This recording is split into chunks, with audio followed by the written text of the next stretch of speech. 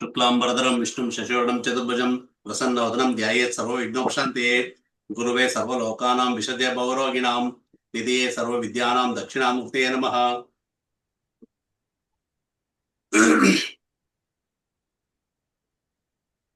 ಮೊನ್ನೆ ದಿವಸ ನಮ್ ಶಾಂತಕುಮಾರ್ ಅವ್ರನ್ನ ಕೇಳೋಂಗಿಲ್ಲ, ಅವ್ರು ಬಂದಿರ್ಲಿಲ್ಲ.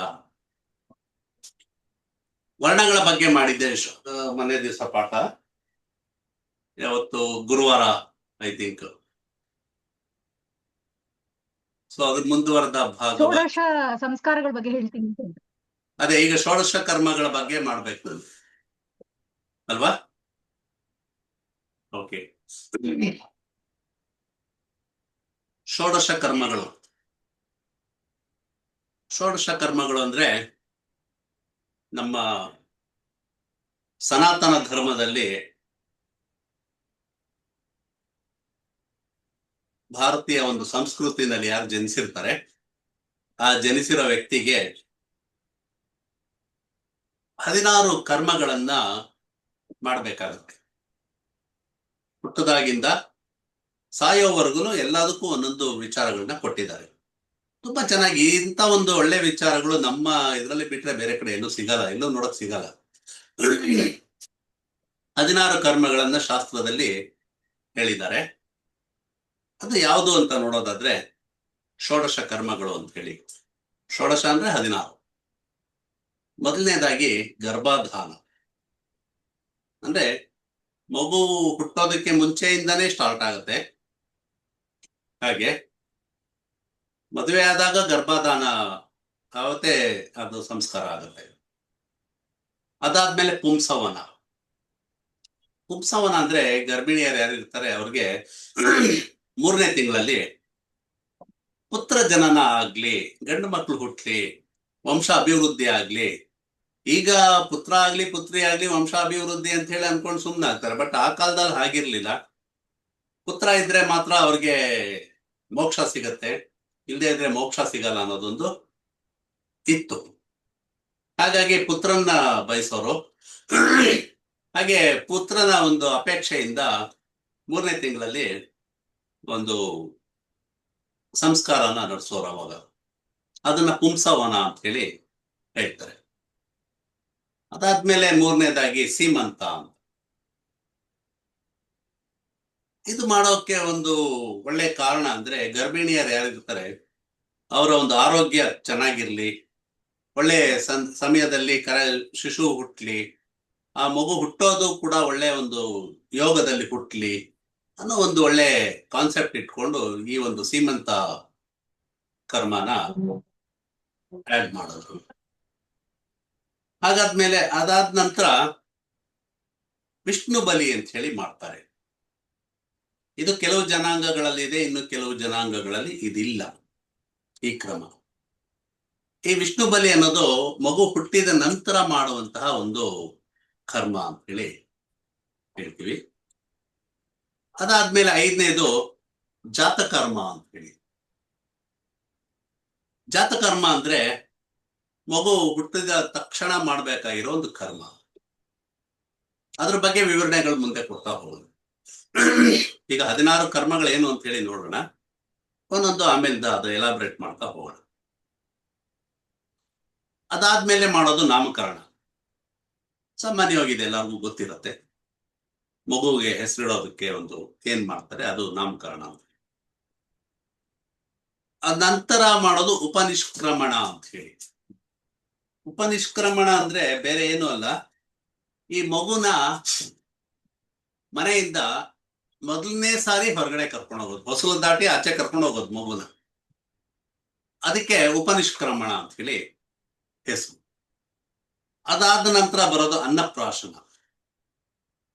ಅನ್ನಪ್ರಾಶನ ಅಂದ್ರೆ ಮಗುಗೆ ಮೊದಲನೇ ಸರ್ತಿ ಅನ್ನ ತಿನ್ಸೋದು, ಏನಾದ್ರು ತಿನ್ನೋದಕ್ಕೆ ಕೊಡುವಂತಹ ಒಂದು ಕ್ರಮ.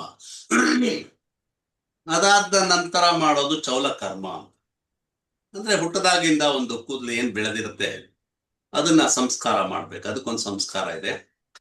ಕೆಲವರು ಮನೆ ದೇವ್ರಿಗೆ ಹೋಗಿ ಕೊಡ್ತಾರೆ, ಇನ್ನ ಕೆಲವರು ಬೇರೆ ಬೇರೆ ಸಂಪ್ರದಾಯಕ್ಕನುಸಾರ ಮಾಡ್ಕೊಂಡು ಹೋಗ್ತಾರೆ.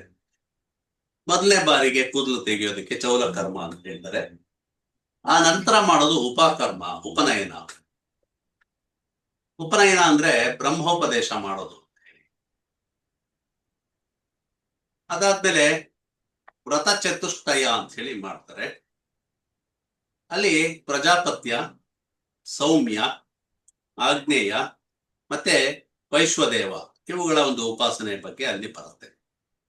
ಅದು ಯಾತಕ್ ಮಾಡ್ಬೇಕು ಅನ್ನೋದು ನಾವು ಮುಂದೆ ನೋಡೋಣ.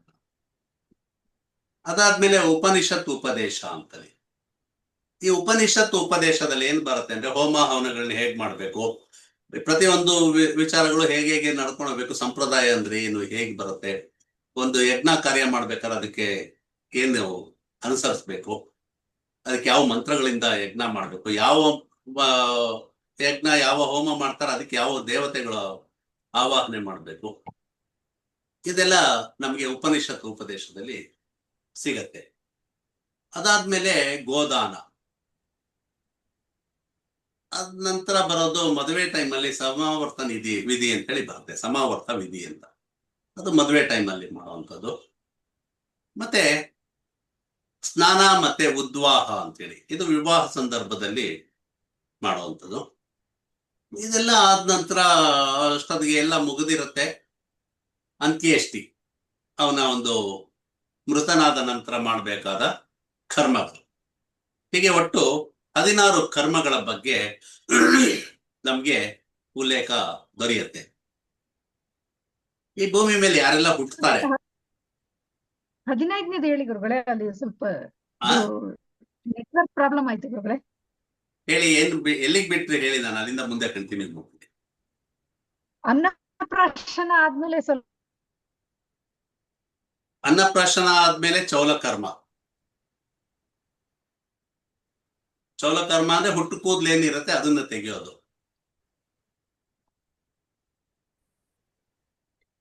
ಅದರ ನಂತರ ಮಾಡೋದು ಉಪನಯನ.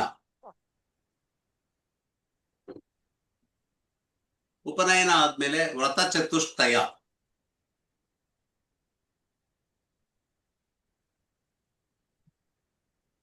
ಆಮೇಲಿಂದ ಉಪನಿಷತ್ ಉಪದೇಶ,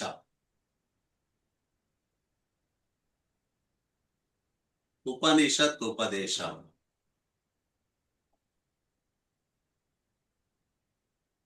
ನಂತರ ಬರೋದು ಗೋದಾನ,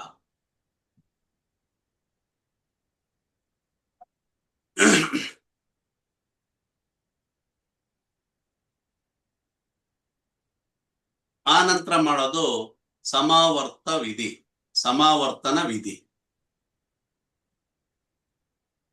15ನೇದು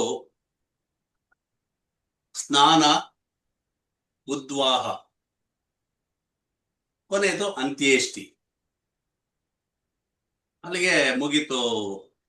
ಮಗು ಹುಟ್ಟದಾಗಿಂದ ಬೆಳವಣಿಗೆ ಆಗಿ ದೊಡ್ಡದಾಗಿ ಮದುವೆ ಆಗಿ ಮಕ್ಕಳಾಗಿ ಒಂದು ಸಂಸಾರ ಮಾಡಿ, ಸೊ ಮಕ್ಕಳು ಮೊಮ್ಮಕ್ಕಳು ವಂಶ ಅಭಿವೃದ್ಧಿ ಮಾಡಿಕೊಂಡು ಎಲ್ಲ ಆದ್ಮೇಲೆ ಇನ್ನೇನಿರುತ್ತೆ ಕೆಲಸ, ಎಲ್ಲ ಮುಗೀತಲ್ಲ, ಇಲ್ಲಿಂದ ಆಚೆಗೆ ಹೋಗೋದು.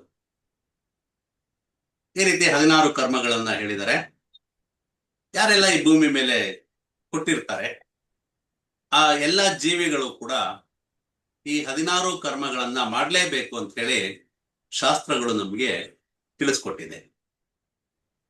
ಇದರಲ್ಲಿ ಮುಖ್ಯವಾಗಿ ಸ್ತ್ರೀಯರಿಗೆ, ಎಸ್ಪೆಷಲಿ ಹೆಂಗಸರಿಗೆ ಚೌಲ, ಉಪನಯನ ಮತ್ತೆ ವ್ರತ ಚತುಷ್ಟಯಗಳು ಇರೋದಿಲ್ಲ, ಅದು ಅವ್ರುಗಳು ಮಾಡೋ ಹಾಗಿಲ್ಲ ಅಂತೇಳಿ ಶಾಸ್ತ್ರ ಹೇಳುತ್ತೆ. ಬಟ್ ಈ ಕಾಲದಲ್ಲಿ ಚೌಲ ಎಲ್ಲ ಮಾಡಿಸ್ತಾರೆ ಹೆಣ್ಮಕ್ಳಿಗೂ ಕೂಡ, ಹಾಗೆ ನಡ್ಕೊಂಡು ಹೋಗುತ್ತೆ.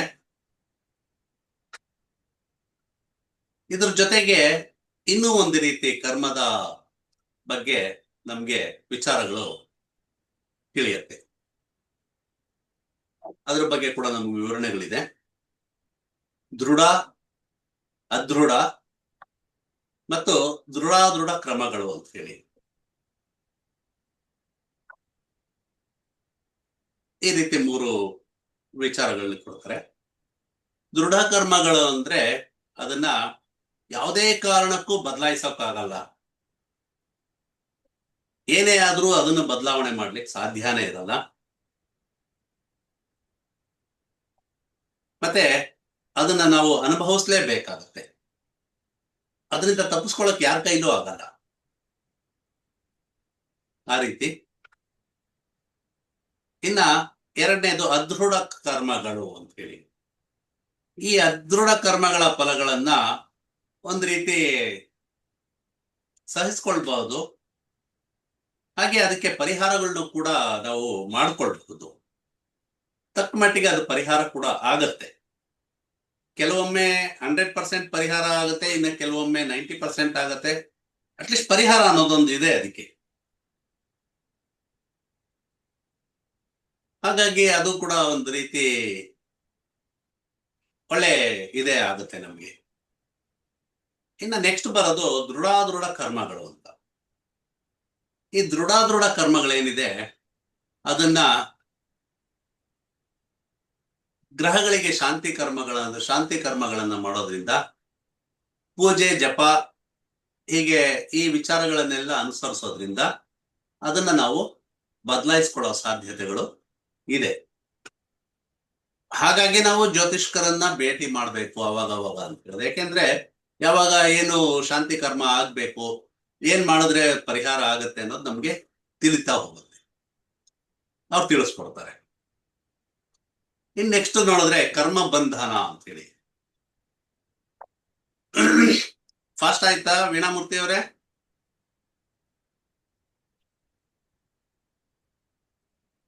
ಸ್ವಲ್ಪ ಫಾಸ್ಟ್ ಆಯ್ತು ಅಷ್ಟೇ. ಓಕೆ, ಅದ್ ನೀವು ಹೇಳ್ಬೇಕಲ್ವಾ? ನಾನು ಯಾವ್ದೋ ಜೋಶಲ್ಲಿ ಹೇಳ್ಕೊಂಡು ಹೋಗ್ತಾ ಇರ್ತೀನಿ, ನೀವು ಸುಮ್ಮನೆ ಇದ್ರೆ ನನಗೇನ್ ಗೊತ್ತು? ಹೇಳ್ಬೇಕು ಒಂದ್ಸರ್ತಿ, ತಪ್ಪೇನಿಲ್ಲ.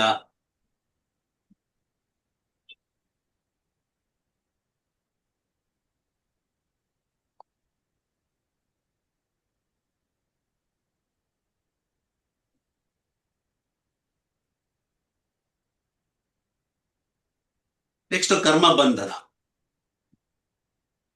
ಕರ್ಮ ಬಂಧನ ಅಂತ ಹೇಳಿದ್ರೆ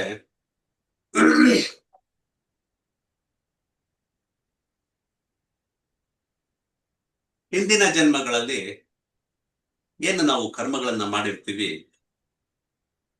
ಯಾವುದೇ ರೀತಿ ಕರ್ಮ ಮಾಡಿರ್ಬೋದು, ಆ ಕರ್ಮಕ್ಕೆ ಅನುಗುಣವಾಗಿ, ಆ ಕರ್ಮಕ್ಕೆ ತಕ್ಕ ಹಾಗೆ ಅದಕ್ಕೆ ಅನುಗುಣವಾಗಿ ಈ ಒಂದು ಸಂಸಾರ ಚಕ್ರ ಅಂತ ಏನ್ ಹೇಳ್ತಾ ಇರ್ತೀವಿ ನಾವು, ಆ ಸಂಸಾರ ಚಕ್ರದಲ್ಲಿ ಸಿಕ್ಕೊಳ್ಳೋದು ಅಂತ ಹೇಳಿ ಹೇಳ್ಬೋದು. ಹಾಗೆ ಬರ್ತಾ ಬರ್ತಾ ಕ್ರಮೇಣ ಕರ್ಮಣ ವಾ ಬಂಧನಂ ಯಸ್ಯ ಅಂತ ಹೇಳಿ ಹೇಳೋ ಹಾಗೆ ಕರ್ಮಗಳನ್ನ ಭಗವಂತನ ಪ್ರೀತಿಗೆ ಮಾಡಬೇಕು, ಪರಮ ಪುರುಷ ಪ್ರೀತ್ಯರ್ಥಂ ಅಂತ ಹೇಳಿ ಹೇಳ್ತಾರಲ್ಲ, ಹಾಗೆ ಮಾಡಬೇಕು. ಹಾಗಿಲ್ದೇ ಇದ್ರೆ ಏನ್ ಕರ್ಮಗಳನ್ನ ಮಾಡಿರ್ತೀವಿ, ಆ ಮಾಡಿರೋ ಕರ್ಮಗಳಿಗೆ ಒಂದು ಬಂಧನ ರೂಪವಾಗಿ ಜನನ ಮರಣ ಅನ್ನೋ ಒಂದು ಚಕ್ರಕ್ಕೆ ಅದು ಕಾರಣ ಆಗುತ್ತೆ ಅಂತ ಹೇಳಿ ಹೇಳ್ತಾರೆ.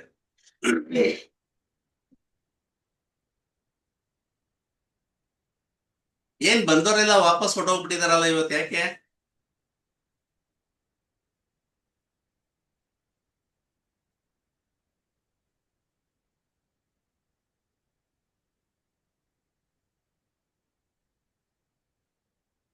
ನೆಕ್ಸ್ಟ್ ಕರ್ಮಭೋಗ. ಕರ್ಮಭೋಗ ಅಂದ್ರೆ ಹಿಂದಿನ ಜನ್ಮಗಳಿಗೆ ಅನುಗುಣವಾಗಿ ಸುಖ ದುಃಖಗಳನ್ನ ಅನುಭವಿಸದೆ ಈ ಕರ್ಮಭೋಗದ ಒಂದು ವಿಧಿ ಅಂತ ಹೇಳಿ ಹೇಳ್ಬಹುದು. ಅದನ್ನೇ ಕರ್ಮಭೋಗ ಅಂತ ಹೇಳಿ ಕರೀತಾರೆ. ನೆಕ್ಸ್ಟ್ ಕರ್ಮ ವಿಪಾಕ. ಕರ್ಮ ವಿಪಾಕ ಅಂದ್ರೆ ಒಳ್ಳೆ ಮತ್ತೆ ಕೆಟ್ಟ ಕರ್ಮಗಳ ಒಂದು ಫಲಗಳನ್ನ, ಅದು ಈ ಜನ್ಮದಿರ್ಬೋದು ಅಥವಾ ಕಳೆದ ಹಿಂದಿನ ಜನ್ಮಗಳದ್ದಿರ್ಬೋದು, ಆ ಅದನ್ನ ಕರ್ಮ ವಿಪಾಕ ಅಂತ ಹೇಳಿ ಕರೀತಾರೆ. ಇದನ್ನ ಶತಪಥ ಸ್ಮೃತಿ ಅಂತ ಹೇಳಿ ಒಂದು ಸ್ಮೃತಿ ಇದೆ. ಅದರಲ್ಲಿ 84 ವಿಧವಾದ ಪಾಪಗಳಿದೆ ಅಂತ ಹೇಳಿ ಹೇಳ್ತಾರೆ. ಈ ಒಂದು ಗ್ರಂಥ ಏನಿದೆ, ಆ ಗ್ರಂಥದಲ್ಲಿ ಮನುಷ್ಯನ ಕಷ್ಟಗಳಿಗೆ ಕಾರಣಗಳು ಏನು, ಯಾವ ಕಾರಣದಿಂದ ಈ ಕಷ್ಟಗಳು ಉದ್ಭವ ಆಗಿದೆ, ಹಾಗೆ ಕಾರಣಗಳನ್ನ ಅದ್ರಲ್ಲಿ ತಿಳಿಸಿದ್ದಾರೆ. ಜೊತೆಗೆ ಆ ಒಂದು ಕರ್ಮಗಳಿಂದ ಹೇಗೆ ಬಿಡುಗಡೆ ಆಗ್ಬೇಕು ಅನ್ನೋ ಒಂದು ನಿವಾರಣಾ ಉಪಾಯಗಳನ್ನು ಕೂಡ ಅದರಲ್ಲಿ ತಿಳಿಸಿದ್ದಾರೆ. ಇದನ್ನ ನಾವು ಮೇರುಕೃತಿ ಅಂತ ಹೇಳಿ ಕರಿತೀವಿ.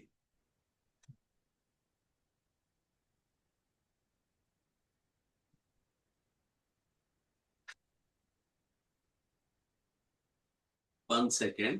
ಗುರುಜಿ, ಹಾ ಹೇಳಿ. ಈ ಅದು ಗ್ರಂಥಗಳಲ್ಲಿ ಎಲ್ಲಿ ಗ್ರಂಥದ ಸಿಗುತ್ತೆ? ಹೆಸರೇನು ಗುರುಜಿ? ಅದು ಯಾವುದು? ಅದ್ ಹೇಳ್ರಲ್ಲ, ಪರಿಹಾರನೂ ಸಿಗುತ್ತೆ. ಶತಪಥ ಸ್ಮೃತಿ. ಅದು ನಿಮಗ್ ಸಿಗಲ್ಲ ಇವ್ರೆ, ಈಗ ಹುಡುಕುದ್ರುನು. ಹಾ, ಶತಪಥ ಸ್ಮೃತಿ ಅಂತ ಹಳೇದ್ ಯಾವ್ದಾದ್ರು ಸಂಸ್ಕೃತದ ಗ್ರಂಥಗಳು ಸಿಗ್ಬೋದೇನೋ.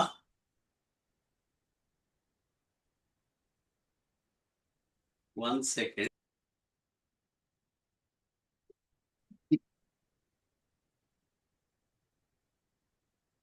ಹಾಗೆ ಕರ್ಮ ಫಲಗಳು ಕಂಟಿನ್ಯೂ ಮಾಡ್ಬೋದಾ?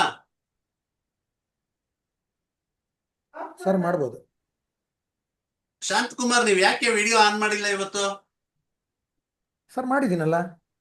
ಇಲ್ಲ ಇದೆ ಸರ್. ಇಲ್ಲ, ಬರ್ತಾ ಇಲ್ಲ ವಿಡಿಯೋ ನಿಮ್ದ್ರಲ್ಲಿ, ಕಾಣಿಸ್ತಾನೆ ಇಲ್ಲ. ಈಗ ನೋಡಿ. ಇಲ್ಲ ಸರ್, ಬ್ಲಾಂಕ್ ಸ್ಕ್ರೀನ್ ಇದೆ. ಓ ಒಂದ್ ನಿಮಿಷ. ಸರ್ ಈಗ ಬಂತ? ಈಗ ಕಾಣಿಸ್ತಾ ಇದ್ದೀರಾ? ನಾನು ಅದು ಎಲ್ಲಿ ಮಾಯ ಮೇಲ್ಗಡೆ ಆಗ್ತಿದ್ದೀನಿ webcam. ಹುಡುಕ್ತಾ ಇದ್ದೀನಿ, ಅವಾಗ್ಲಿಂದ ಸ್ಕ್ರೀನ್ ಎಲ್ಲ ಹುಡುಕಾಡ್ತಾ ಇದ್ದೀನಿ. ಅದು ಮೇಲ್ಗಡೆ ವೆಬ್ ಕ್ಯಾಮು ನಮ್ಮ ಹುಡುಗ ಯೂಸ್ ಮಾಡ್ತಿದ್ದ, ಆಫ್ ಮಾಡ್ಕೊಂಡ್ಬಿಟ್ಟಿದ್ದಾನೆ. ಹಾ ಹಾ ಹಾ. ನನ್ಗೆ ಇಲ್ಲಿ ವಿಡಿಯೋ ಆನ್ ಆಗಿದೆ, ನನ್ಗೆ ಅಲ್ಲಿ ಬರ್ತಿರೋದು ಗೊತ್ತಾಗ್ತಿಲ್ಲ. ಒಳ್ಳೆ ಕೆಲಸ ಇದು. ಓಕೆ, ಕರ್ಮ ಫಲ. ಮನುಷ್ಯ ಆದವನು ಹಿಂದಿನ ಜನ್ಮಗಳಲ್ಲಿ ಅವನು ಅನೇಕ ಜನ್ಮಗಳನ್ನ ತಾಳಿರ್ತಾನೆ. ಆ ಜನ್ಮಗಳಲ್ಲಿ ಈ ಶಾಸ್ತ್ರಗಳಲ್ಲಿ ಏನ್ ಹೇಳಿರುತ್ತೆ, ಆ ಒಂದು ವಿಧಿವಿಧಾನಗಳನ್ನ ಅನುಸರಿಸಿರೋದಿಲ್ಲ, ಅದರಂತೆ ನಡ್ಕೊಂಡಿರೋದಿಲ್ಲ. ಹಾಗೆ ಅಶಾಸ್ತ್ರೀಯವಾದ ಕರ್ಮಗಳನ್ನ ಮಾಡೋದು ಅಂತ ಹೇಳಿ. ಶಾಸ್ತ್ರೀಯವಲ್ಲದ ಕರ್ಮಗಳು ಅಂದ್ರೆ, ಎಕ್ಸಾಂಪಲ್ ಹೇಳಬೇಕು ಅಂದ್ರೆ, ಕೆಲವು ನಿಯಮಗಳನ್ನ ಅನುಸರಿಸಬೇಕು. ಅದಕ್ಕೊಂದು ಸಣ್ಣ ಉದಾಹರಣೆ ಹೇಳಬೇಕು ಅಂದ್ರೆ, ಮೂತ್ರ ವಿಸರ್ಜನೆ ಮಾಡಿದ ನಂತರ ಕಾಲುಗಳನ್ನ ತೊಳ್ಕೊಂಡು ಮನೆ ಒಳಗೆ ಬರಬೇಕು. ಎಷ್ಟೋ ಜನಕ್ಕೆ ಅದು ಆ ಪದ್ಧತಿ ಅನುಸರಿಸೋದಿಲ್ಲ. ಮತ್ತೆ ಕಾಲನ್ನ ತೊಳಿಬೇಕಾದ್ರೆ ಪೂರ್ಣವಾಗಿ ತೊಳಿಬೇಕಾಗುತ್ತೆ. ಪೂರ್ಣವಾಗಿ ತೊಳೆಯಲ್ಲ, ಕೆಲವರು ಮುಂದ್ಗಡೆಗೆ ಮಾತ್ರ ನೀರು ಹಾಕೊಂಡು ಬರ್ತಾರೆ. ಇದೆಲ್ಲ ಅಶಾಸ್ತ್ರೀಯವಾದ ಕ್ರಮಗಳು. ಹಾಗೆ ಶೌಚಕ್ಕೆ ಹೋದಾಗ ಅವಾಗ್ಲೂ ಕೂಡ ಇದನ್ನೆಲ್ಲ ಅನುಸರಿಸ್ಬೇಕಾಗುತ್ತೆ. ಮಲ್ಕೊಳ್ಬೇಕಾದ್ರೆ ಅಕಸ್ಮಾತ್ ಏನಾದ್ರು ವಾಶ್ರೂಮ್ಗೆ ಹೋಗ್ಬಿಟ್ಟು ಬಂದ್ರೆ ಅವಾಗ ಕಾಲ್ ತೊಳ್ಕೊಂಡು ಬಂದು ಮಲ್ಕೊಳ್ಬೇಕಾಗುತ್ತೆ. ಸೊ ಈ ತರ ಇದು ಸಣ್ಣ ಉದಾಹರಣೆ ನಾನು ಕೊಡ್ತಾ ಇರೋದು. ಹೀಗೆ ಅನೇಕ ನಿಯಮಗಳಿದೆ, ಮನುಷ್ಯ ಅನುಸರಿಸಬೇಕಾದ ಅನೇಕ ನಿಯಮಗಳಿದೆ. ಆ ನಿಯಮಗಳನ್ನ ಅನುಸರಿಸದೇ ಇದ್ರೆ, ಹಾಗೆ ಅನುಸರಣೆ ಮಾಡದೇ ಇರೋದ್ರಿಂದ ಈ ಜನ್ಮದಲ್ಲಿ ಆ ಒಂದು ಕರ್ಮ ಫಲಗಳನ್ನ ಅನುಭವಿಸ್ಬೇಕಾಗತ್ತೆ. ಹಾಗೆ ಏನು ದುಃಖ ಬಂದಿರತ್ತೆ, ಟೋಟಲ್ ದುಃಖ ಎಲ್ಲ ಸೇರ್ಸಿದ್ರೆ ಎಷ್ಟು ಟೋಟಲ್ ಆಗುತ್ತೆ, ಒಟ್ಟು ಮೊತ್ತ ಎಷ್ಟಾಗುತ್ತೆ, ಅದನ್ನೆಲ್ಲ ಸೇರ್ಸಿದಾಗ ಕರ್ಮಫಲ ಅಂತ ಹೇಳಿ ಹೇಳ್ತಾರೆ. ಪ್ರತಿ ದಿವಸದ್ದು ಕೌಂಟ್ ಆಗ್ತಾ ಹೋಗುತ್ತೆ, ಪ್ರತಿ ಕ್ಷಣದ್ದು ಕೌಂಟ್ ಆಗ್ತಾ ಹೋಗುತ್ತೆ. ಹಾಗೆ ಯಾವ್ದನ್ನ ಬಿಡ್ತಾ ಹೋಗ್ತಾರೆ ಅದೆಲ್ಲ ಕೌಂಟ್ ಆಗಿರುತ್ತೆ, ಅದೆಲ್ಲ ಸೇರಿ ಅಕ್ಯುಮುಲೇಟ್ ಆಗಿ ಆ ಸಮಸ್ಯೆಗಳಿಗೆ ಸಿಕ್ಕಾಕೊಳ್ತಾರೆ. ಅದನ್ನ ಕರ್ಮಫಲ ಅಂತ ಹೇಳ್ತಾರೆ. ಹಾಗಾಗಿ ಮನುಷ್ಯ ಶಾಸ್ತ್ರಗಳು ಏನು ವಿಧಿಗಳನ್ನ ನಿಯಮಗಳನ್ನ ರೂಪಿಸಿದೆ, ಹಾಗೆ ಅದರಂತೆ ನಾವು ನಡ್ಕೊಳ್ಬೇಕು ಅಂತ ಹೇಳಿ ಹೇಳಿದೆ. ಪ್ರಪಂಚದಲ್ಲಿರೋ ಎಲ್ಲಾ ಜನಾಂಗಗಳು, ಎಲ್ಲಾ ಮತಗಳ ಉದ್ದೇಶ ಕೂಡ ನ್ಯಾಯ ಮತ್ತೆ ಧರ್ಮ ಮಾರ್ಗಗಳಲ್ಲಿ ನಡಿಬೇಕು ಅಂತಾನೆ ಎಲ್ಲಾನು ಹೇಳುತ್ತೆ. ಯಾವುದೇ ಜಾತಿಯ ಒಂದು ಧರ್ಮ ಗ್ರಂಥ ತಗೊಳ್ಳಿ, ಅದೆಲ್ಲದಲ್ಲೂ ಹೇಳಿರೋದು ಇದೇ ವಿಚಾರ. ಹಾಗಾಗಿ ಈ ಧರ್ಮಶಾಸ್ತ್ರದ ಒಂದು ನಿಯಮಗಳೇನಿದೆ ಅದು ಕೆಡಕುಗಳನ್ನ ಮಾಡ್ಬೇಕು ಅಂತಾಗ್ಲಿ, ಅಥವಾ ತೊಂದರೆಗಳನ್ನ ಕೊಟ್ಟು ಅನುಭವಿಸ್ಲಿ ತೊಂದರೆಗಳು ಅಂತ ಮಾಡ್ಬೇಕು ಅಂತ ಆಗ್ಲಿ, ಅದ್ ಯಾವ್ದಕ್ಕೂ ಇದು ಇರೋಂತದ್ದಲ್ಲ. ಯಾವ್ದು ಕೆಟ್ಟ ಇದನ್ನ ಮಾಡದಿರ ಒಳ್ಳೆ ನಡವಳಿಕೆಯಲ್ಲಿ ನಡೀರಿ, ಚೆನ್ನಾಗಿರಿ ಅನ್ನೋದನ್ನ ಇದು ತೋರಿಸ್ಕೊಡುತ್ತೆ. ಹಾಗೆ ಮನುಷ್ಯ ಆದವನು ಶಾಸ್ತ್ರದಲ್ಲಿ ಹೇಳಿರೋ ಹಾಗೆ ನಡ್ಕೊಳ್ಬೇಕಾಗುತ್ತೆ. ಹಾಗೆ ಇಲ್ದಿರ ಯಾರು ಈ ಶಾಸ್ತ್ರನ ಬಿಟ್ಟು ನಡ್ಕೊಳ್ತಾರೆ, ಮನಸ್ಸಿಗೆ ಬಂದಾಗೆಲ್ಲ ನಡ್ಕೊಳ್ಳೋದೇನಿರುತ್ತೆ ಅವನಿಗೆ ಕಾರ್ಯಸಿದ್ಧಿ ಆಗಲ್ಲ, ಸುಖ ದೊರೆಯಲ್ಲ, ಮೋಕ್ಷ ದೊರೆಯಲ್ಲ ಅಂತ ಹೇಳಿ ಭಗವದ್ಗೀತೆಯಲ್ಲಿ ಶ್ರೀ ಕೃಷ್ಣ ಪರಮಾತ್ಮ ಅನೇಕ ಬಾರಿ ಇದನ್ನ ಉಚ್ಚಾರಣೆ ಮಾಡಿದ್ದಾರೆ. ಅನೇಕ ಬಾರಿ ನಾವು ನೋಡ್ಬೋದು, ಭಗವದ್ಗೀತೆ ಓದ್ತೋದ್ರೆ ನಮ್ಗೆ ಇದರೆಲ್ಲ ಗೊತ್ತಾಗುತ್ತೆ. ನೆಕ್ಸ್ಟ್ ನೋಡೋದಾದ್ರೆ ಕರ್ಮಗಳಲ್ಲಿ ಮತ್ತೆ ಕೆಲವು ವಿಚಾರಗಳನ್ನ ನಾವು ನೋಡ್ತಾ ಹೋಗ್ಬಹುದು. ಅದರಲ್ಲಿ ಮುಖ್ಯವಾಗಿ ಶ್ರೇಯಸ್ ಕರ್ಮ. ಮನುಷ್ಯ ಏನ್ ಹುಟ್ಟಿದಾನೆ, ಅವನ ಅಂತಿಮ ಗುರಿ ಯಾವಾಗ್ಲೂ ಮೋಕ್ಷ ಸಾಧನೆ ಆಗಿರ್ಬೇಕು. ಅಥವಾ ಇಲ್ಲಿಂದ ನಿವೃತ್ತಿಗೊಳ್ಳೋದು ಹೇಗೆ? ನಿವೃತ್ತಿ ಅಂದ್ರೆ ನಾವು ಇಲ್ಲಿಂದ ಒಂದು ಒಳ್ಳೆ ಮಾರ್ಗದಿಂದ ನಮ್ಮ ಸಾವು ಬರಬೇಕು, ಚೆನ್ನಾಗಿ ನಾವು ಒಂದು ಸಾಧನೆ ಮಾಡಿ ಹೋಗ್ಬೇಕು ಅನ್ನೋದಾಗಿರುತ್ತೆ. ಹಾಗೆ ನಾವು ಅದಕ್ಕೆ ಸಂಬಂಧಪಟ್ಟ ಹಾಗೆ ಮಾಡುವಂತಹ ಕರ್ಮಗಳಿಗೆ ಶ್ರೇಯಸ್ ಕರ್ಮ ಅಂತ ಹೇಳಿ ಕರೀತಾರೆ. ಇನ್ನು ಎರಡನೇದಾಗಿ ಪ್ರೇಯಸ್ ಕರ್ಮ ಅಂತ. ಅದು ಶ್ರೇಯಸ್ ಕರ್ಮ, ಇದು ಪ್ರೇಯಸ್ ಕರ್ಮ. ಪ್ರೇಯಸ್, ಆ ಪ್ರೇಯಸ್ ಕರ್ಮ ಏನ್ ಹೇಳುತ್ತೆ ಅಂದ್ರೆ, ಮನುಷ್ಯ ಹುಟ್ಟಿದವನು ಇಹಲೋಕದಲ್ಲಿ ತನ್ನ ಎಲ್ಲಾ ಬಯಕೆಗಳನ್ನ, ಕಾಮನೆಗಳನ್ನ ಪೂರೈಕೆ ಮಾಡಿಕೊಂಡು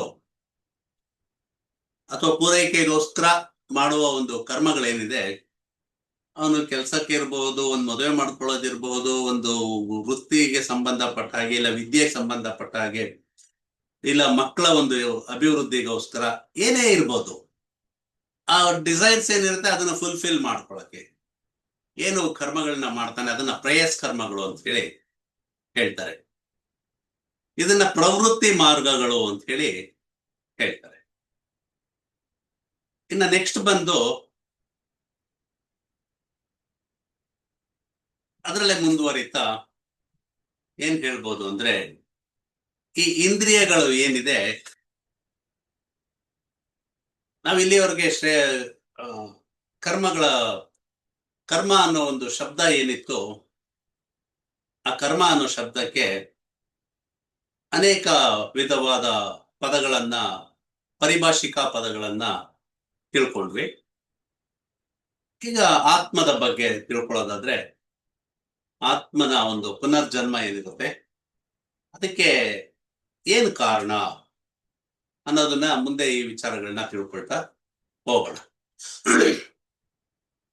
ಇವತ್ತು ಈ ಕರ್ಮ ಥಿಯರಿ ಮುಗಿಸ್ಬಿಡ್ತೀನಿ. ನಾಳೆಯಿಂದ ನಿಮ್ಗೆ ಗ್ರಹ, ನಕ್ಷತ್ರ ಅದ್ರ ಬಗ್ಗೆ ಪಾಠ ಸ್ಟಾರ್ಟ್ ಆಗುತ್ತೆ. ಇವತ್ತೇ ತಗೊಳ್ಳೋಣ ಅಂತ ಅನ್ಕೊಂಡೆ, ಇದು ಮುಗಿಸ್ಬಿಟ್ಟು ತಗೊಳ್ಳೋಣ ಅಂತ ಹೇಳಿ ಪೆಂಡಿಂಗ್ ಇಟ್ಟೆ. ಸರ್, ಇದು ತುಂಬಾ ಇಂಟ್ರೆಸ್ಟಿಂಗ್ ಆಗಿದೆ ಸರ್. ಇದು ಯಾಕೆಂದ್ರೆ ಇದ್ರ ಬಗ್ಗೆ ನಾವು ತಿಳ್ಕೊಳ್ಳಿಲ್ಲ ಅಂದ್ರೆ ನಮಗೂ ಗೊತ್ತಾಗಲ್ಲ, ಬೇರೆಯವ್ರಿಗೂ ಗೊತ್ತು ಮಾಡಕ್ಕಾಗಲ್ಲ ನಾವು. ಥ್ಯಾಂಕ್ ಯು, ಯಾಕೆ ಜ್ಯೋತಿಷ್ಯ ಇರೋದೇ ಅದಲ್ಲ ಸರ್. ಈಗ ಥ್ಯಾಂಕ್ ಯು ಸರ್. ಏನ್ ಅವ್ರು ಕಷ್ಟಗಳು ಪಟ್ಟಿದ್ದಾರೆ, ಅದ್ರದ್ದು ಪಾಪ ಪುಣ್ಯದ ಮೇಲೆನೆ ಈ ಜನ್ಮ ಇರುತ್ತೆ, ಮುಂದಿನ ಜನ್ಮಗಳಿರುತ್ತೆ. ಅವ್ರನ್ನ ಮೋಕ್ಷಕ್ಕೆ ಕರ್ಕೊಂಡು ಹೋಗೋದೇ ಇದು ಒಂದು ಜ್ಯೋತಿಷ್ಯ ಆಗ್ಬಿಡುತ್ತೆ. ಹೌದು, ನಮ್ ಜ್ಯೋತಿಷ್ಯ ಇರೋದೇ ಹಿಂದಿನ ಜನ್ಮಕ್ಕೆ ಅನುಗುಣವಾಗಿ. ಅಲ್ಲಿ ಹೇಳೋದೇ ನಾವು ಪೂರ್ವ ಜನ್ಮ ಅಂತಾನೆ ಶುರುವಾಗುತ್ತೆ. ಹಾಗೆ ಮನುಷ್ಯನಿಗೆ ಸಂಬಂಧಪಟ್ಟ ಹಾಗಿಲ್ಲ, ಎಲ್ಲ ಯಾವುದೇ ಇದಕ್ಕಾದ್ರೂ ಇಂದ್ರಿಯಗಳು ತುಂಬಾ ಶ್ರೇಷ್ಠವಾದದ್ದು ಅಂತ. ಹಾಗೇನೆ ಆದ್ರೆ ಇಂದ್ರಿಯಗಳಿಗಿಂತ ಶ್ರೇಷ್ಠವಾದದ್ದು ಮನಸ್ಸು ಅಂತ ಹೇಳಿ ಹೇಳ್ತಾರೆ. ಅಲ್ಲೇ ಮುಂದುವರಿತಾ ಮನಸ್ಸಿಗಿಂತ ಬುದ್ಧಿ ಶ್ರೇಷ್ಠವಾದದ್ದು ಅಂತ ಹೇಳಿ ಹೇಳ್ತಾರೆ. ನೋಡಿ, ಒಂದಕ್ಕಿಂತ ಒಂದು ಶ್ರೇಷ್ಠ ಅಂತ ತಗೊಂಡು ಹೋಗ್ತಾರೆ. ಹಾಗೆ ಬುದ್ಧಿಗಿಂತನೂ ಆತ್ಮ ತುಂಬಾ ಶ್ರೇಷ್ಠವಾದದ್ದು ಅನ್ನೋದು ಭಗವದ್ಗೀತೆಯಲ್ಲಿ ಹೇಳಿದ್ದಾರೆ. ನೆಕ್ಸ್ಟ್ ಕಠೋಪನಿಷತ್ ಅಂತ ಹೇಳಿ ಒಂದು ಉಪನಿಷತ್ತು. ಆ ಕಠೋಪನಿಷತ್ತಿನಲ್ಲಿ ಇದೇ ಅರ್ಥ ಬರೋ ಹಾಗೆ ಒಂದು ಸುಂದರವಾದ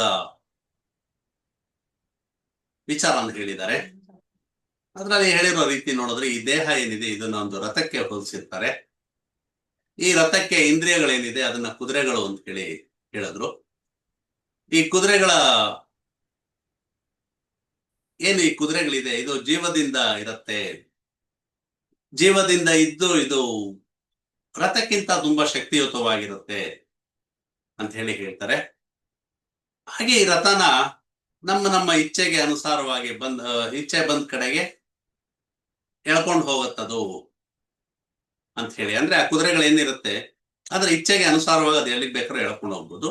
ನಾವು ಅದ್ರ ಮೇಲೆ ಲಗಾಮ್ ಇಟ್ಕೊಂಡು ಕರೆಕ್ಟ್ ಆಗಿ ನಿಗ್ರಹಿಸಿದ್ರೆ ನಮ್ಮ ಇಚ್ಛೆಗೆ ಅನುಸಾರವಾಗಿ ಅದು ನಡ್ಕೊಂಡು ಹೋಗುತ್ತೆ. ಎರಡೂ ಅಲ್ಲಿ ಬರುತ್ತೆ. ಹಾಗೆ ಇಂದ್ರಿಯಗಳು ಕೂಡ ಶರೀರಕ್ಕಿಂತ ಶಕ್ತಿಯುತವಾಗಿರುತ್ತೆ. ಈ ಇಂದ್ರಿಯಗಳನ್ನ ಯಾರು ನಿಯಂತ್ರಿಸೋದಿಲ್ಲ ಅವ್ರು ಸಮಸ್ಯೆಗೆ ಸಿಕ್ಕಾಕೊಳ್ತಾರೆ. ಹಾಗಾಗಿ ಈ ಇಂದ್ರಿಯಗಳನ್ನ ನಾವು ನಿಯಂತ್ರಣದಲ್ಲಿ ಇಟ್ಕೊಳ್ಬೇಕು. ಈ ಆತ್ಮ ಏನಿದೆ ಆ ಆತ್ಮ ಆಸೆಗಳನ್ನ ಕೊಲ್ಲೋದ್ರ ಮೂಲಕ ಇಂದ್ರಿಯಗಳನ್ನ ನಿಗ್ರಹಿಸ್ಬೇಕು ಅಂತ ಹೇಳಿ ಹೇಳ್ತಾರೆ. ಇದನ್ನ ನಾವು ಸರಿಯಾಗಿ ಅರ್ಥ ಮಾಡ್ಕೊಳ್ಬೇಕಾದ್ರೆ ಪ್ರಾಣಿಗಳು ಯಾವ ರೀತಿ ಕೆಲವು ಆಸೆಗಳಿಗೆ ಬಲಿಯಾಗಿ ಮರಳಾಗಿ ಬಲಿಯಾಗತ್ತೆ ಅಂತ ಹೇಳಿ ನಾವು ತಿಳ್ಕೊಳ್ಬಹುದು. ಮನುಷ್ಯನಲ್ಲಿ 5 ಜ್ಞಾನೇಂದ್ರಿಯಗಳು ಅಂತ ಹೇಳ್ತಾರೆ, ಪಂಚ ಇಂದ್ರಿಯಗಳು ಅಂತ. ಈ ಜ್ಞಾನೇಂದ್ರಿಯಗಳಲ್ಲಿ ಕಿವಿ ಶಬ್ದಾನ ಗ್ರಹಿಸುತ್ತೆ, ಕಣ್ಣು ರೂಪನ ಗ್ರಹಿಸುತ್ತೆ, ಚರ್ಮ ಸ್ಪರ್ಶನ ಗ್ರಹಣ ಮಾಡುತ್ತೆ, ಮೂಗು ಗಂಧಾನ ಗ್ರಹಿಸುತ್ತೆ. ಫಾಸ್ಟ್ ಆಯ್ತು ಅನ್ಸತ್ತಲ್ಲ? ಸ್ವಲ್ಪ ಸರ್, ಸ್ವಲ್ಪ. ಓಕೆ. ನೆಟ್ವರ್ಕ್ ವೀಣಾಮೂರ್ತಿ ಅವರೇ, ನಿಮ್ಮ ಇದು ಸರಿ ಇಲ್ಲ, ನೆಟ್ವರ್ಕ್ ಯಾಕೋ? ಗುರುಗಳೇ ನೆಟ್ವರ್ಕ್ ವಾಪಸ್ ಹೋಗಿ ಅದೇ ತುಂಬಾ ಸ್ಲೋ ಆಗ್ತಾ ಇದೆ ನಿಮ್ ನೆಟ್ವರ್ಕ್.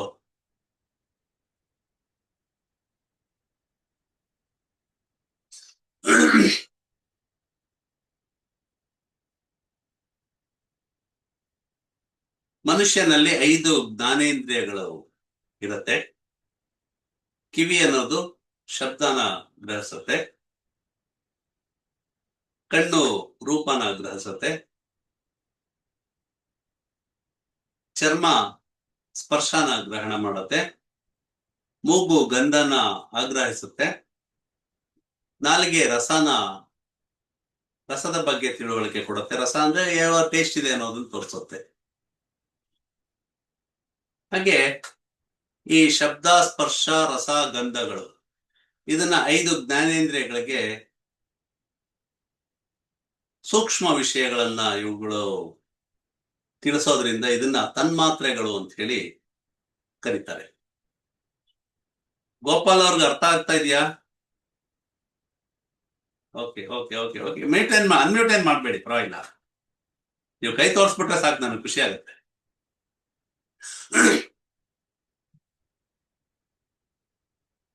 ಹಾಗೆ ಪ್ರತಿಯೊಂದು ಪ್ರಾಣಿ ಕೂಡ ಈ ತನ್ಮಾತ್ರೆಗಳಲ್ಲಿ ಯಾವ್ದಾದ್ರೂ ಒಂದಕ್ಕೆ ಬಲಿಯಾಗ್ತಾನೆ ಹೋಗುತ್ತೆ. ಇದಕ್ಕೊಂದು ಒಳ್ಳೆ ಉದಾಹರಣೆ ಅಂದ್ರೆ ಜಿಂಕೆ. ಈ ಜಿಂಕೆ ಅನ್ನೋದು ಯಾಕೆ ನಾವು ಇದನ್ನು ಉದಾಹರಣೆಗೆ ತೆಗೆದುಕೊಂಡ್ವಿ ಅಂದ್ರೆ ಇದು ತುಂಬಾ ಸ್ಪೀಡ್ ಆಗಿ ಓಡುವಂತಹ ಒಂದು ಪ್ರಾಣಿ. ಈ ಜಿಂಕೆ ಏನ್ ಮಾಡುತ್ತೆ,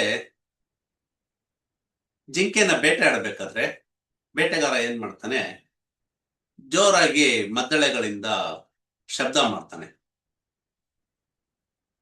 ಈ ಶಬ್ದಕ್ಕೆ ಜಿಂಕೆಗಳು ರಿಯಾಕ್ಟ್ ಮಾಡತ್ತೆ, ಅದಕ್ಕೆ ಸಂತೋಷ ಕೊಡುತ್ತೆ. ಆ ಶಬ್ದ ಅನ್ನೋದಕ್ಕೆ ಅದು ಬೇಗ ಅಟ್ರಾಕ್ಟ್ ಆಗತ್ತೆ. ಆ ಶಬ್ದಕ್ಕೆ ಮರಳಾಗತ್ತೆ.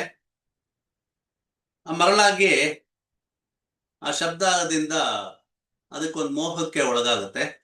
ಶಬ್ದನ ಕೇಳಿಸ್ಕೊಳ್ಳೋಕೆ ನಿಂತ್ಕೊಳ್ಳತ್ತೆ. ಹಾಗೆ ನಿಂತ್ಕೊಳ್ಳೋದ್ರಿಂದ ಬೇಟೆಗಾರ ಅದನ್ನ ಕೊಲ್ತಾನೆ. ಹೀಗೆ ಜಿಂಕೆ ಅನ್ನೋ ಒಂದು ಪ್ರಾಣಿ ಶಬ್ದದ ಒಂದು ವಿಷಯನ ಅನುಭವಿಸಕ್ ಹೋಗಿ ತನ್ನ ತಾನೇ ನಾಶ ಮಾಡ್ಕೊಳ್ಳುತ್ತೆ. ಇನ್ನು ಎರಡನೇದಾಗಿ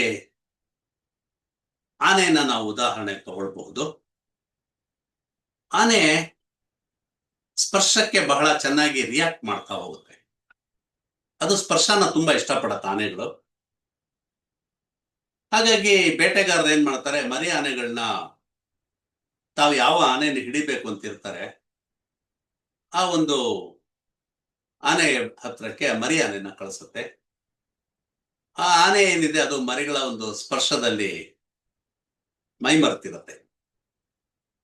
ಆಗ ಬೇಟೆಗಾರ ಅದನ್ನ ಕೊಲ್ತಾನೆ. ಹೀಗೆ ಸ್ಪರ್ಶದಿಂದ ಆನೆ ಆ ಒಂದು ವಿಷಯಕ್ಕೆ ಒಳಗಾಗಿ ತನ್ನ ಪ್ರಾಣನ ತಾನು ಕಳ್ಕೊಳ್ಳುತ್ತೆ. ಇನ್ನು ಮೂರನೇದಾಗಿ ಮಳೆ ಹುಳುವಿನ ನಾವು ಉದಾಹರಣೆ ತಗೊಳ್ಬಹುದು. ಈ ಮಳೆ ಹುಳುಗಳೇನಿದೆ ಇದು ಬೆಳಕಿಗೆ ಬಹಳ ಆಸೆ ಪಡುತ್ತೆ. ಬೆಳಕನ್ನು ನೋಡಿದ್ರೆ ಅದು ಆಕರ್ಷಿತ ಆಗತ್ತೆ. ರಾತ್ರಿ ಹೊತ್ತಲ್ಲಿ ದೀಪ ಏನ್ ಅಂಟಿಸಿರ್ತಾರ ಅದು ದೀಪ ಕಂಡಾಗ ಹುಳುಗಳು ಅದ್ರ ಮೇಲೆ ಅದೇನೋ ಒಂದು ಕಾಣಿಸ್ತಾ ಇದೆಯಲ್ಲ ಅನ್ನೋ ಆ ಮೋಹಕ್ಕೆ ಒಳಗಾಗತ್ತೆ. ಆ ದೀಪದ ಮೇಲೆ ಹೋಗಿ ಬೀಳತ್ತೆ. ಆ ದೀಪದ ಮೇಲೆ ಬಿದ್ದಾಗ ಅದನ್ನ ಅದೇ ಸುಟ್ಕೊಳತ್ತೆ.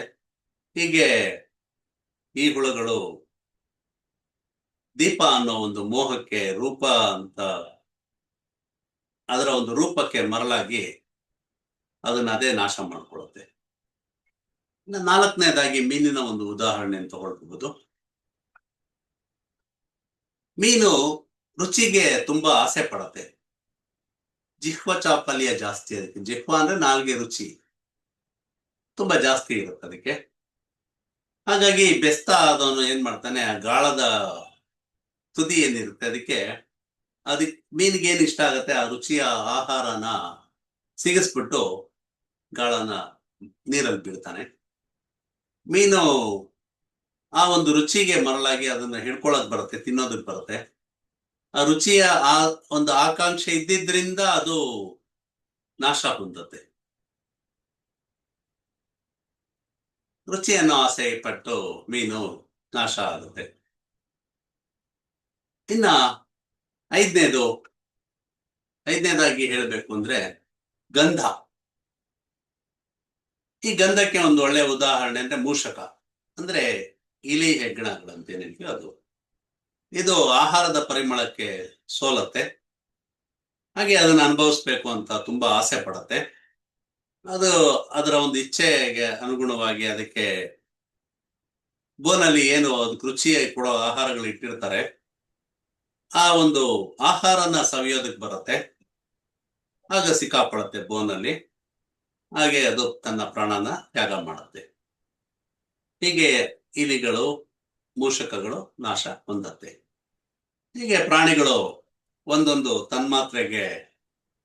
ತನ್ಮಾತ್ರೆಯ ಆಸೆಗೆ ಒಳಗಾಗಿ ಮತ್ತೆ ಅದಕ್ಕೆ ಮರುಳಾಗಿ ತಮ್ಮ ನಾಶನ ತಾವೇ ತಂದುಕೊಳ್ಳುತ್ತೆ.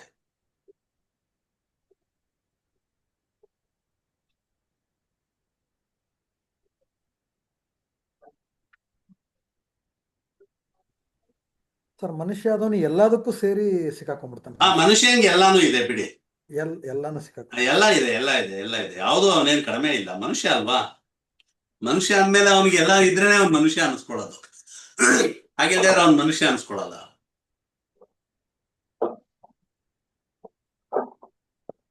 ಹೀಗೆ ಪ್ರಾಣಿಗಳು ಒಂದೊಂದು ತನ್ಮಾತ್ರೆ ಆಸೆಗಳಿಗೆ ಒಳಗಾಗಿ ಮರಳಾಗಿ ಅದ್ರ ನಾಶ ಅನ್ನೋದೇ ತಂದ್ಕೊಳ್ಳುತ್ತೆ ಅಂತ ಹೇಳಿ ಹೇಳ್ಬೋದು. ಈ ಮನುಷ್ಯ ಆದವನು ಈ 5 ತನ್ಮಾತ್ರೆಗಳನ್ನ ಅನುಭವಿಸಕ್ ಬಯಸ್ತಾನೆ. ಶಾಂತ್ ಕುಮಾರ್ ಕೇಳಿದ್ದು ಪ್ರಶ್ನೆ ಇದೇನೆ. ಈ 5 ತನ್ಮಾತ್ರೆಗಳನ್ನ ಅನುಭವಿಸಕ್ ಬಯಸ್ತಾನೆ. ಇದರಿಂದ ಅವನು ನಾಶ ಆಗ್ತಾನೆ. ಬೇರೆಯವ್ರನ್ನ ಅವನ್ನ ನಂಬದವ್ರು ಅವನ ಸುತ್ತಮುತ್ತ ಇರೋರು ನಾಶ ಆಗ್ತಾರೆ. ಈ ರೀತಿ ಆಗುತ್ತೆ. ಹಾಗಾಗಿ ಈ ಒಂದು ಇಂದ್ರಿಯಗಳ ಮೇಲೆ ಹತೋಟಿನ ಯಾರು ಸಾಧಿಸ್ತಾರೆ ಅವರು ಈ ತನ್ಮಾತ್ರೆಗಳಿಗೆ ಒಳಗಾಗಲ್ಲ. ಇದೊಂದು ಅತ್ಯವಶ್ಯಕವಾದ ಒಂದು ಕ್ರಮ ಅಂತ ಹೇಳಿ ಹೇಳ್ಬೋದು. ಹಾಗೆ ಇದು ತುಂಬಾ ಕಷ್ಟಕರವಾದ ಕೆಲಸ. ಇಂದ್ರಿಯಗಳ ನಿಗ್ರಹ ಮಾಡೋದು ಎಂತ ಪರಿಶ್ರಮ ಪಟ್ಟವರು, ಎಂತ ಸನ್ಯಾಸಿಗಳಿರ್ಬೋದು, ಎಂತ ಮಠಾಧೀಶರು ಇರ್ಬೋದು, ಅಥವಾ ಏನೇ ಸಾಧನೆ ಮಾಡಿರೋನು ಕೂಡ ಇಂದ್ರಿಯಗಳ ಒಂದು ವಾಸನೆ ಅನ್ನೋದು ಇದ್ದೇ ಇರುತ್ತೆ. ಅದರಿಂದ ತಪ್ಪಿಸ್ಕೊಳ್ಳೋದು ತುಂಬಾ ಕಷ್ಟ. ಹಾಗಾಗಿ ಈ ಇಂದ್ರಿಯಗಳ ಮೇಲೆ ನಿಗ್ರಹ ಮಾಡಬೇಕು ಅಂದ್ರೆ, ನಿಗ್ರಹ ಸಾಧಿಸ್ಬೇಕು ಅಂದ್ರೆ ಕಠಿಣವಾದ ಸಾಧನೆ ಮಾಡ್ಬೇಕಾಗತ್ತೆ. ಹೀಗೆ ಮಾಡೋದ್ರಿಂದ ಆತ್ಮನ ಶುದ್ಧತೆ ಹೆಚ್ಚಾಗತ್ತೆ ಅಂತ ಹೇಳಿ ನಾವು ಅರ್ಥ ಮಾಡ್ಕೊಳ್ಬೇಕಾಗತ್ತೆ. ಹಾಗಾಗಿ ಭಗವದ್ಗೀತೆಯಲ್ಲಿ ತನ್ನನ್ನ ತಾನು ಉದ್ಧಾರ ಮಾಡ್ಕೊಳ್ಳೋಕೆ ಪ್ರಯತ್ನ ಮಾಡಬೇಕು ಅಂತ ಹೇಳಿ ಶ್ರೀ ಕೃಷ್ಣ ಪರಮಾತ್ಮ ಹೇಳಿದ್ದಾನೆ. ತನ್ನನ್ನ ತಾನು ಉದ್ಧಾರ ಮಾಡ್ಕೊಳ್ಳೋಕೆ ಪ್ರಯತ್ನಿಸ್ಬೇಕು, ಹಾಗೆ ತನ್ನನ್ನ ತಾನು ನಾಶ ಮಾಡ್ಕೊಳ್ಬಾರ್ದು. ಯಾಕೆ ಅಂತಂದ್ರೆ ಈ ಆತ್ಮ ಏನಿದೆ, ಈ ಆತ್ಮನಿಗೆ ಆತ್ಮನೇ ಮಿತ್ರ ಅಂತ ಹೇಳಿ ಹೇಳ್ತಾರೆ. ಹಾಗೆ ಈ ಆತ್ಮಕ್ಕೆ ಆತ್ಮನೇ ಶತ್ರು ಅಂತ ಕೂಡ ಹೇಳ್ಬಹುದು.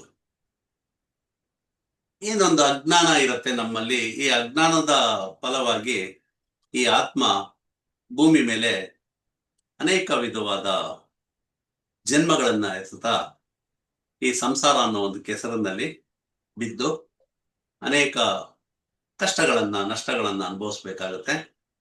ಅನುಭವಿಸ್ತಾನೆ ಕೂಡ. ಈ ಸಂಸಾರ ಚಕ್ರ ಅಂತ ಹೇಳ್ತೀವಿ ನಾವು ಅದನ್ನ. ಸಂಸಾರ ಚಕ್ರದಲ್ಲಿ ಸುತ್ತುತ್ತಾ ಇದ್ದು ಯಾವಾಗ್ಲೂ ಒಮ್ಮೆ ಅದೃಷ್ಟ ಬಲದಿಂದ, ಅದೃಷ್ಟವಶದಿಂದ ಯಾವಾಗ್ಲೋ ಒಂದ್ಸತಿ ದೇವತೆಗಳು ಏನು ಬಯಸ್ತಾರೆ ಆ ಒಂದು ಆಧ್ಯಾತ್ಮಿಕ ಸಾಧನೆ ಮಾಡೋ ಒಂದು ಅವಕಾಶ ಮನುಷ್ಯನಿಗೆ ಸಿಗೋ ಚಾನ್ಸಸ್ ಇರುತ್ತೆ. ಅಂತ ಒಂದು ಜನ್ಮನ ದೇವರು ನಮ್ಗೆ ಕರುಣಿಸ್ತಾನೆ. ಆ ರೀತಿ ಒಂದು ಅವಕಾಶ ಇರೋ ಒಂದು ಮಾನವ ಜನ್ಮ ಸಿಗತ್ತೆ ಅಂತ ಒಂದು ಸುವರ್ಣ ಅವಕಾಶ ಎಲ್ಲರೂ ಜೀವನದಲ್ಲೂ ಬರುತ್ತೆ. ಅದನ್ನ ಸರಿಯಾಗಿ ನಾವು ಮನುಷ್ಯ ಜನ್ಮ ಬಂದಾಗ ಉಪಯೋಗಿಸ್ಕೊಳ್ಬೇಕು. ಹಾಗಾಗಿ ಇದನ್ನ ದುರ್ಲಭವಾದ ಜನ್ಮ ಅಂತ ಹೇಳಿ ಹೇಳ್ತಾರೆ. ಮಾನವ ಜನ್ಮ ತುಂಬಾ ದುರ್ಲಭವಾದ ಜನ್ಮ ಅಂತ ಹೇಳಿ. ಈ ಒಂದು ಜನ್ಮ ಹೊಂದಿದ ಜೀವ ಏನಿರ್ತಾನ ಅವನು ಅನಾದಿಯಾದ ಅಜ್ಞಾನನ ನಿವಾರಿಸ್ಕೊಂಡು ಜ್ಞಾನದಿಂದ ಪುನಃ ತನ್ನ ನಿಜ ಸ್ವರೂಪಕ್ಕೆ ಸೇರ್ಕೊಳ್ತಾನೆ ಅಂತ ಹೇಳಿ ಹೇಳ್ಬಹುದು. ನಿಜ ಸ್ವರೂಪ ಅಂದ್ರೆ ಆತ್ಮರೂಪದಲ್ಲಿ ಇಲ್ಲಿಂದ ಆಚೆ ಹೋಗ್ತಾನೆ. ಈ ರೀತಿ ಅದೃಷ್ಟವಶಾತ್ ಪ್ರಾಪ್ತ ಆಗಿರೋ ಮಾನವ ಜನ್ಮ ಏನಿದೆ ಅದನ್ನ ಅರ್ಥ ಮಾಡಿಕೊಂಡು ಶಾಸ್ತ್ರಗಳಲ್ಲಿ ಏನು ವಿಧಿಗಳನ್ನ ವಿಧಿಸಿದ್ದಾರೆ ಅದರಂತೆ ನಾವು ನಡ್ಕೊಂಡು ಕರ್ಮಯೋಗವನ್ನಾಗಲಿ ಅಥವಾ ಭಕ್ತಿ ಯೋಗವನ್ನಾಗ್ಲಿ, ಜ್ಞಾನವನ್ನಾಗ್ಲಿ, ಜ್ಞಾನ ಯೋಗವನ್ನಾಗ್ಲಿ ಅವಲಂಬಿಸ್ಬೇಕು ಅಂತ ಹೇಳಿ ಹೇಳ್ತಾರೆ. ಇದನ್ನೇ ತನ್ನನ್ನ ತಾನು ಉದ್ಧಾರ ಮಾಡಿಕೊಳ್ಳೋದು ಅಂತ ಹೇಳಿ ಶ್ರೀಕೃಷ್ಣ ಪರಮಾತ್ಮ ಹೇಳಿರೋದರ ಅರ್ಥ. ಇದಕ್ಕೆ ವಿರುದ್ಧ ಆಗಿ ಮನುಷ್ಯ ಕಾಮಕ್ರೋಧಗಳ ಒಂದು ವೇಗಕ್ಕೆ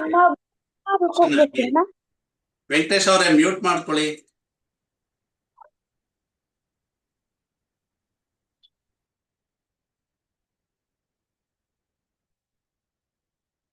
ಕಾಮಕ್ರೋಧಗಳ ಒಂದು ವೇಗಕ್ಕೆ ವಶನಾಗಿ ಕೆಟ್ಟ ಕಾರ್ಯಗಳಲ್ಲಿ ಪ್ರವೃತ್ತನಾದ್ರೆ ಈ ಮನುಷ್ಯನ ಜನ್ಮ ದೇವರು ಕೊಟ್ಟಿದ್ದಾನೆ. ಇದರಲ್ಲಿ ನಾವು ಸಾಧಿಸಬೇಕಾದ ಆತ್ಮ ಸಾಕ್ಷಾತ್ಕಾರ ಅಂತ ಏನಿದೆ, ಫಲವಾದ ಅಂತ ಹೇಳ್ಬೋದು, ಅದನ್ನ ಪರಮೋಚ್ಚ ಅಂತಾನು ಹೇಳ್ಬೋದು. ಆತ್ಮ ಸಾಕ್ಷಾತ್ಕಾರದಿಂದ ವಂಚಿತನಾಗಿ, ಆ ವಂಚಿತನಾಗೋದ್ರಿಂದನೇ ನಾಯಿ, ಹಂದಿ ಇಂಥ ಒಂದು ಕೀಳು ಜನ್ಮಗಳನ್ನ ಎತ್ತಬೇಕಾಗತ್ತೆ. ಇಂಥ ಅದೃಷ್ಟಹೀನರನ್ನ ಈಶೋಪನಿಷತ್ತಲ್ಲಿ ಒಂದು ಒಳ್ಳೆ ಉದಾಹರಣೆ ಸಹಿತ ವರ್ಣಿಸ್ತಾರೆ. ನಾಯಿ, ಹಂದಿ ಮುಂತಾದ ಕೀಳು ಜನ್ಮಗಳಲ್ಲಿ ಜೀವಿ ತಮಸ್ಸಿನಿಂದ ಆವೃತವಾಗಿ ಜ್ಞಾನದ ಒಂದು ಬೆಳಕಿಲ್ಲದ ಕತ್ತಲೆಯ ಲೋಕದಲ್ಲಿ ಇರ್ತಾವೆ ಅವು ಅಂತ ಹೇಳಿ ಹೇಳ್ತಾರೆ. ಇಂತಹ ಒಂದು ಜೀವನ ಕ್ರಮ ಏನು ಅನುಭವಿಸತ್ತೆ ಅದನ್ನ ಆತ್ಮಹತ್ಯೆ ಮಾಡ್ಕೊಂಡವ್ರಿಗೆ ಸಮಾನವಾದ ಒಂದು ಜೀವನ ಅಂತ ಹೇಳಿ ಹೇಳ್ತಾರೆ. ವೇದ ಉಪನಿಷತ್ತಿನ ನಮ್ಗೆ ಕೀಳು ಜನ್ಮಗಳ ಬಗ್ಗೆ ಮಾತ್ರ ಹೇಳೋದು ಇಲ್ದಿರಾ ಆತ್ಮಹತ್ಯೆ ಮಾಡ್ಕೊಳ್ಳೋದು ಕೂಡ ಇಂತಹ ನೀಚ ಕೆಲಸ ಅಂತ ಕೂಡ ನಮ್ಗೆ ಇಲ್ಲಿ ತಿಳಿಸಿದ್ದಾರೆ. ಹಾಗಾಗಿ ಈ ಪ್ರಾರಬ್ಧ ಅನ್ನೋದು ಎಷ್ಟೇ ಕೆಟ್ಟದಾಗಿದ್ರು ಒಬ್ಬನ ಆತ್ಮೋದ್ಧಾರದ ಮಾರ್ಗದಲ್ಲಿ ಅದು ಅಡ್ಡ ಬರೋದಿಲ್ಲ. ಈ ಪ್ರಾರಬ್ಧ ಕರ್ಮ ಏನೇ ಮಾಡಿದ್ರು ಕೂಡ ನಮ್ಮನ್ನ ನಾವು ಆತ್ಮೋದ್ಧಾರ ಮಾಡ್ಕೊಳ್ತೀವಿ ಅಂದ್ರೆ ಆ ಪಾಪ ಕರ್ಮಗಳು ಆ ಪ್ರಾರಬ್ಧ ಕರ್ಮ ನಮ್ಗೆ ಅಡ್ಡ ಬರೋದಿಲ್ಲ, ಸಹಕಾರ ಕೊಡುತ್ತ ಅವಾಗ. ಹಾಗೆ ತನ್ನ ಆತ್ಮದ ಸ್ಥಿತಿನ ಮೇಲ್ಮಟ್ಟಕ್ಕೆ ತೆಗೆದುಕೊಂಡು ಹೋಗೋ ಒಂದು ಸಾಮರ್ಥ್ಯ ಪ್ರತಿಯೊಬ್ಬ ಮನುಷ್ಯನ ಕೈಲೇ ಇರುತ್ತೆ, ಅವನೇ ಮಾಡ್ಕೊಬೇಕಾಗತ್ತೆ. ಯಾಕೆ ಅಂದ್ರೆ ಮನುಷ್ಯ ಜನ್ಮ ಅನ್ನೋದು ಕೀಳು ಜನ್ಮ ಅಲ್ಲ, ಇದೊಂದು ಮೇರು ಜನ್ಮ, ಒಳ್ಳೆ ಉತ್ತಮ ಜನ್ಮ ಅಂತ ಹೇಳ್ಬೋದು. ವಿಶೇಷವಾದ ಬುದ್ಧಿಶಕ್ತಿನ ಭಗವಂತ ಈ ಮನುಷ್ಯನ ಕೊಟ್ಟಿದ್ದಾನೆ. ಹಾಗಾಗಿ ಮನುಷ್ಯ ಕೂಡ ಈ ಮಾನವ ಜನ್ಮದಲ್ಲಿ ಸಿಕ್ಕಿರೋ ಒಂದು ಅಪರೂಪವಾದ ಅವಕಾಶನ ಸದುಪಯೋಗ ಪಡಿಸ್ಕೊಳ್ಬೇಕಾಗತ್ತೆ. ಹಾಗೆ ಅವನು ವಿಷಯಗಳ ಒಂದು ಆಕರ್ಷಣೆಗೆ, ಕ್ರೋಧಕ್ಕೆ, ಸೋಮಾರಿತನ, ಪಾಪಕರ್ಮಗಳು ಇವುಗಳನ್ನೆಲ್ಲ ನಿವಾರಿಸ್ಕೊಂಡು ಆತ್ಮ ಸಂಯಮ, ತಾಳ್ಮೆ, ಮನೋನಿಗ್ರಹ ಇವುಗಳನ್ನ ಬೆಳೆಸ್ಕೊಂಡು ಹೋಗ್ಬೇಕಾಗತ್ತೆ. ಹಾಗೆ ತನ್ನನ್ನು ತಾನು ಈ ರೀತಿ ಉದ್ಧಾರ ಮಾಡ್ಕೊಳ್ಳಕ್ಕೆ ಸತತವಾಗಿ ಪ್ರಯತ್ನ ಮಾಡ್ತಾ ಇರ್ಬೇಕಾಗತ್ತೆ. ಪ್ರಯತ್ನ ಮಾಡದೇ ಇದ್ರೆ ಯಾವುದು ನಮ್ಗೆ ದಕ್ಕಲ್ಲ. ಹಾಗಿಲ್ದಿರ ಪ್ರಾಪಂಚಿಕ ಆಕರ್ಷಣೆಗೆ ಒಳಗಾಗೋದಕ್ಕಿಂತ ಈ ಪ್ರಾಪಂಚಿಕ ಆಕರ್ಷಣೆಗಳಿಂದ ದೂರವಾಗಿ ಭಗವಂತನಲ್ಲಿ ಮನಸ್ಸನ್ನ ಕೇಂದ್ರೀಕರಿಸಿ ಧ್ಯಾನ ಮಾಡಿಕೊಂಡು ಭಗವಂತನಿಂದ ನಾವು ಉದ್ಧಾರ ಆಗ್ಬೇಕಾಗುತ್ತೆ. ಇದಿಷ್ಟು ವಿಚಾರಗಳನ್ನ ನಾವೀಗ ತಿಳ್ಕೊಂಡ್ವಿ.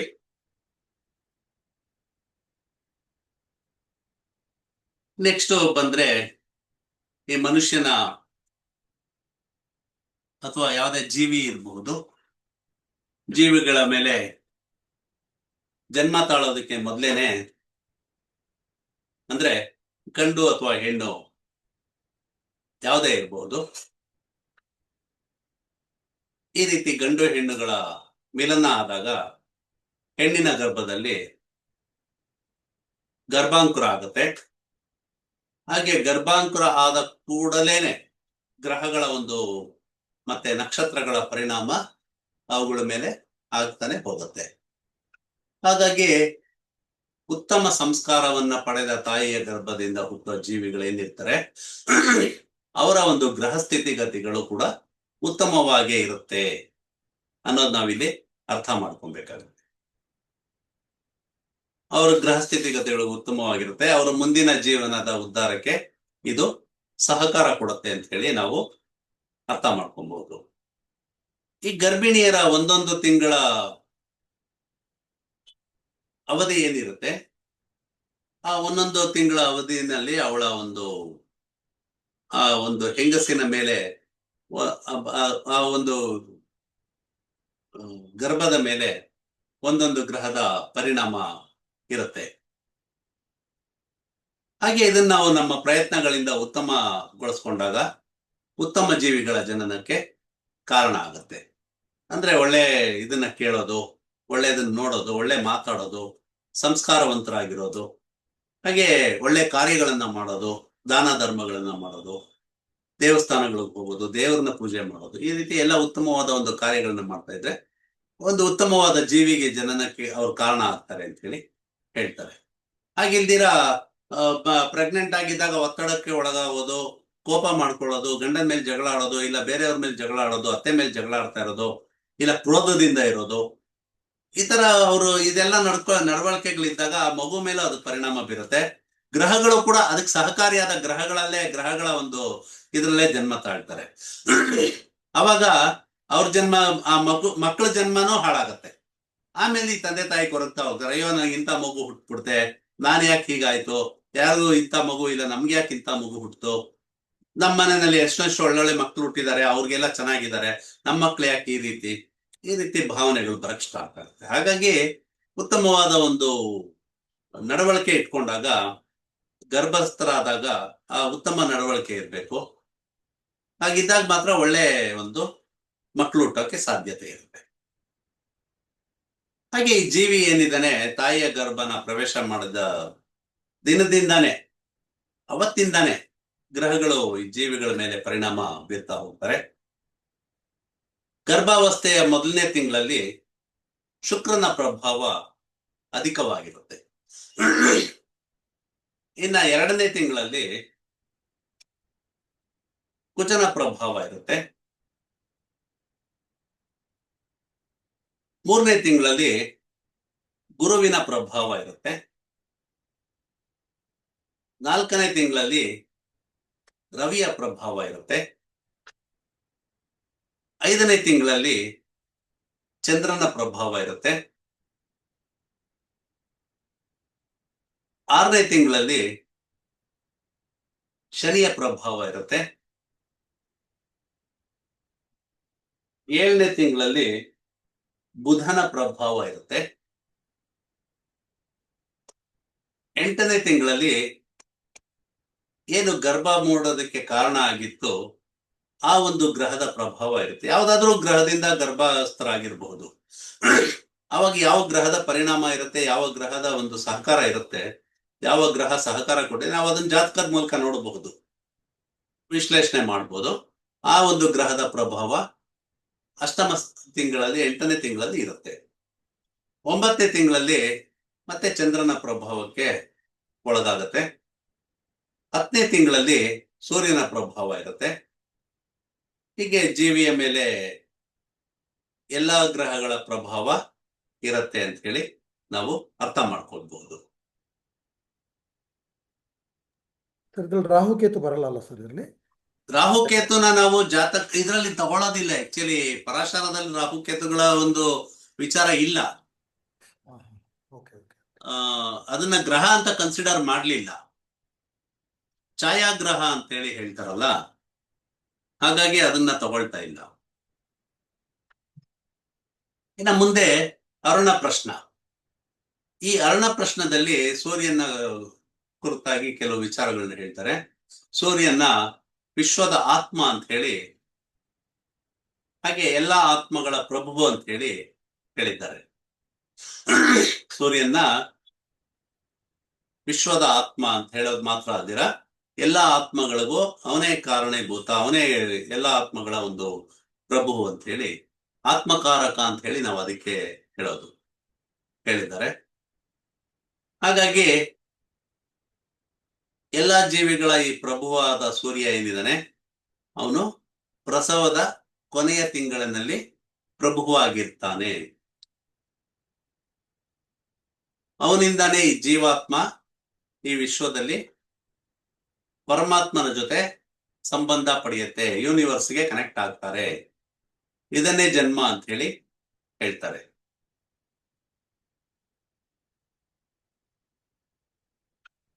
ಇನ್ನ ಜೀವಾತ್ಮಗಳು ಪರಮಾತ್ಮನಿಗೂ ಇರೋ ಒಂದು ಸಂಬಂಧದಲ್ಲಿ ಸೂರ್ಯನಿಂದ ಏನು ಉಂಟಾಗತ್ತೆ, ಈ ಪ್ರಕ್ರಿಯೆನ ಜ್ಯೋತಿಷ್ಯದ ಒಂದು ಕಣ್ಣಿನಿಂದ ನೋಡೋದಾದ್ರೆ ಇದೊಂದು ಅದ್ಭುತ ಆಗಿದೆ. ಜ್ಯೋತಿಷ್ಯದಿಂದ ತಿಳ್ಕೊಳ್ಬೇಕಾದ್ರೆ ಇದೊಂದು ಅದ್ಭುತ ವಿಚಾರ ಅಂತ ಹೇಳಿ ಹೇಳ್ಬಹುದು. ಈ ಜನ್ಮದಿಂದ ಉಂಟಾಗೋ ಸೂರ್ಯನ ಜೊತೆ ಸಂಬಂಧ ಏನಿರುತ್ತೆ, ಇದು 24 ತತ್ವಗಳಿಂದ ಕೂಡಿರುತ್ತೆ ಅಂತ ಹೇಳಿ ಹೇಳ್ತಾರೆ. ಈ 24 ತತ್ವಗಳಿಂದ ಕೂಡಿರೋ ಜೀವಿಯ ಒಂದು ಶರೀರ ಏನಿರುತ್ತೆ, ಅದು 24 ಗಂಟೆಗಳಿಂದ ಕೂಡಿದಂತಹ ಪ್ರಕೃತಿಯ ಒಂದು ದಿನ ಏನಿರುತ್ತೆ, ಆ ದಿನದೊಂದಿಗೆ ಸಂಬಂಧನ ಜೀವಿತಾಂತದವರೆಗೂ ಮುಂದುವರ್ಸ್ಕೊಂಡು ಹೋಗುತ್ತೆ. ಈ ಮಗು ಭೂಮಿಯ ಒಂದು ವಾತಾವರಣಕ್ಕೆ ಏನ್ ಬರುತ್ತೆ, ಹಾಗೆ ಬಂದ ಕೂಡ್ಲೇನೆ ಬ್ರಹ್ಮಾಂಡದ ಅಗ್ನಿ, ಭೂಮಿ, ವಾಯು, ಜಲ ಹಾಗೆ ಆಕಾಶ ಅನ್ನೋ ಒಂದು ಪಂಚಭೂತಗಳು, ಪಂಚತತ್ವಗಳೇನಿದೆ, ಈ ಪಂಚತತ್ವಗಳು, ಪಂಚಭೂತಗಳು ಕ್ರಮವಾಗಿ ಆ ಒಂದು ಜೀವಿಯ ಸಂಪರ್ಕನ ಹೊಂದತ್ತೆ. ಹಾಗೆ ಆ ಜೀವಿಯ ಶರೀರದಲ್ಲಿ ಕೂಡ ಈ ಪಂಚಭೂತಗಳು ಇರ್ತವೆ. ಹಾಗಿರೋ ಜೀವಿನ ಪಿಂಡಾಂಡ ಅಂತ ಹೇಳಿ ಕರೀತಾರೆ ಅಂತ ಹೇಳಿ ಹೇಳ್ತಾರೆ. ಹಾಗೆ ಇದ್ರ ಬಗ್ಗೆ ಇನ್ನೂ ಹೆಚ್ಚಿನ ಮಟ್ಟಿಗೆ ನಾವು ತಿಳ್ಕೊಳ್ಬೇಕಾದ್ರೆ ಬ್ರಹ್ಮಾಂಡ ಮತ್ತೆ ಪಿಂಡಾಂಡಗಳ ಅರ್ಥನ ನಾವು ತಿಳ್ಕೊಳ್ತಾ ಹೋಗ್ಬೇಕಾಗುತ್ತೆ. ಬ್ರಹ್ಮಾಂಡ ಅಂದ್ರೇನು, ಪಿಂಡಾಂಡ ಅಂದ್ರೇನು, ಯಾಕೆ ಈ ರೀತಿ ಕರೀತಾರೆ ಅಂತ ಹೇಳಿ ನಾವು ಒಂದೊಂದೇ ತಿಳ್ಕೊಳ್ತಾ ಹೋಗ್ಬೋದು. ಬ್ರಹ್ಮಾಂಡ ಅಂತಂದ್ರೆ ನಾವೇನು ಭೂಮಿ ಇದ್ದೀವಿ, ಭೂಮಿ ಮೇಲೆ, ಈ ಭೂಮಿ ಸಹಿತ ವಿಶ್ವದಲ್ಲಿರೋ ಎಲ್ಲಾ ನಕ್ಷತ್ರ ಪುಂಜಗಳು, ಹಾಗೆ ಅವುಗಳ ಮೂಲಭೂತ ವಸ್ತುಗಳು, ಅದು ಸ್ವರ್ಗ, ಭೂಮಿ, ಪಾತಾಳ, ಅಂತರಿಕ್ಷ, ನಕ್ಷತ್ರಗಳು, ಗ್ರಹಗಳು, ನಕ್ಷತ್ರ ಮಂಡಲಗಳು, ಪಂಚಭೂತಗಳು, ನದಿಗಳು, ಬೆಟ್ಟಗಳು, ಪ್ರಾಣಿಗಳು, ಸಸ್ಯರಾಶಿ, ಇವುಗಳನ್ನೆಲ್ಲ ಒಳಗೊಂಡಿರೋದೇ ಬ್ರಹ್ಮಾಂಡ ಅಂತ ಹೇಳಿ ಕರೀತಾರೆ. ಹಾಗೆ ನಾವು ಇವಾಗ ಏನ್ ಮಾತಾಡ್ತಾ ಇದ್ದೀವಿ ಬ್ರಹ್ಮಾಂಡ ಅಂತ, ಈ ಒಂದು ಬ್ರಹ್ಮಾಂಡ ಸೂರ್ಯ, ಚಂದ್ರ, ನಕ್ಷತ್ರ, ಗ್ರಹಗಳು, ಹೀಗೆ ಅನೇಕ ಆಕಾಶಕಾಯಗಳನ್ನ ಒಳಗೊಂಡಿದೆ. ಇಂತಹ ಒಂದು ಸಾವಿರಾರು ಬ್ರಹ್ಮಾಂಡಗಳು ಈ ಸೃಷ್ಟಿನಲ್ಲಿ ಇದೆ ಅಂತ ಹೇಳಿ ಪುರಾಣಗಳು ಹೇಳತ್ತೆ. ಅದನ್ನ ಇವತ್ತು ವಿಜ್ಞಾನಿಗಳು ಕೂಡ ಅದನ್ನ ದೃಢೀಕರಿಸ್ತಾ ಇದ್ದಾರೆ. ಒಂದೇ ಇಲ್ಲ ಯೂನಿವರ್ಸ್ ಅನ್ನೋದು, ಇದು ತುಂಬಾ ದೊಡ್ಡದಾಗಿದೆ, ತುಂಬಾ ದೊಡ್ಡ ಇದೆ ಇಲ್ಲಿ ಬ್ರಹ್ಮಾಂಡ ಅನ್ನೋದು ಒಂದೇ ಅಲ್ಲ, ಅನೇಕ ಬ್ರಹ್ಮಾಂಡಗಳಿದೆ ಅಂತ ಹೇಳಿ ಹೇಳ್ತಾರೆ. ಹಾಗಾಗಿ ಹಿಂದೂಗಳು ಭಗವಂತನ ಅಖಿಲಾಂಡ ಕೋಟಿ ಬ್ರಹ್ಮಾಂಡ ನಾಯಕ ಅಂತ ಹೇಳಿ ಆವಾಗಲೇ ಕರೆದ್ಬಿಡಿ. ಅದು ಇವತ್ತಿನ ಮಾತಲ್ಲ, ಸಾವಿರಾರು ವರ್ಷಗಳಿಂದ ಬಂದಿರೋ ಒಂದು ವರ್ಡ್ ಇದೆ ಆಕ್ಚುಲಿ. ಇನ್ನು ನೆಕ್ಸ್ಟ್ ಇದಿಷ್ಟು ಬ್ರಹ್ಮಾಂಡದ ವಿಚಾರ ಆಯ್ತು. ನೆಕ್ಸ್ಟ್ ಪಿಂಡಾಂಡದ ವಿಚಾರಕ್ಕೆ ಬರೋಣ.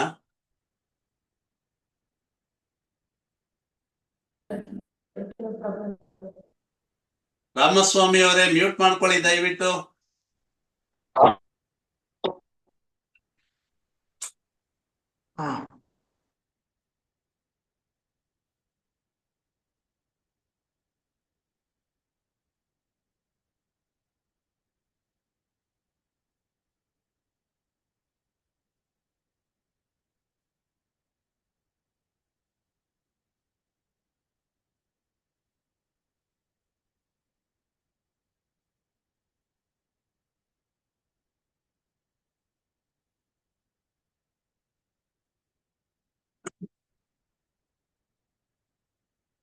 ಪಿಂಡಾಂಡದ ಬಗ್ಗೆ ತಿಳ್ಕೊಳ್ಳೋದಾದ್ರೆ,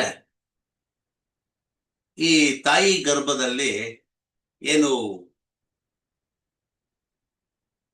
ಜೀವಿ ಬರ್ತಾನೆ, ಅದು ಒಂದು ಉಂಡೆಯ ಆಕಾರದಲ್ಲಿ ಇರುತ್ತೆ. ಅದಕ್ಕೆ ಪಿಂಡ ಅಂತ ಹೇಳಿ ಹೇಳ್ತಾರೆ.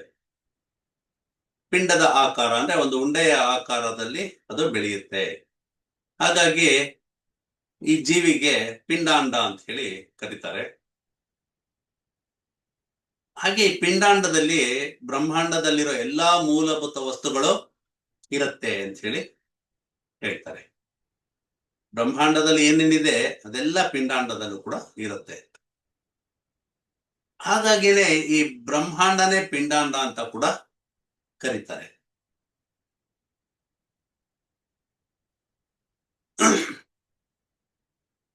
ಬ್ರಹ್ಮಾಂಡದಲ್ಲಿ ಹೇಗೆ ಪೃಥ್ವಿ, ಜಲ, ಅಗ್ನಿ, ವಾಯು, ಆಕಾಶ ಈ ರೀತಿ ಪಂಚಭೂತಗಳು ಇದೆ ಅಂತ ನಾವು ತಿಳ್ಕೊಂಡಿದೀವೋ, ಇವುಗಳೆಲ್ಲ ಪಿಂಡಾಂಡದಲ್ಲೂ ಕೂಡ ಇರತ್ತೆ. ಹೇಗೆ ಅನ್ನೋದನ್ನ ನಾವು ಎಲಾಬ್ರೇಟ್ ಮಾಡಿಕೊಂಡು ನೋಡಿದಾಗ ನಮ್ಗೆ ಈ ವಿಚಾರಗಳು ಅರ್ಥ ಆಗ್ತಾ ಹೋಗುತ್ತೆ. ಬ್ರಹ್ಮಾಂಡದ ಪೃಥ್ವಿ ತತ್ವ ಪಿಂಡಾಂಡದಲ್ಲಿ ಗಂಧ ಅಂದ್ರೆ ವಾಸನೆ ರೂಪದಲ್ಲಿ ಇರುತ್ತೆ.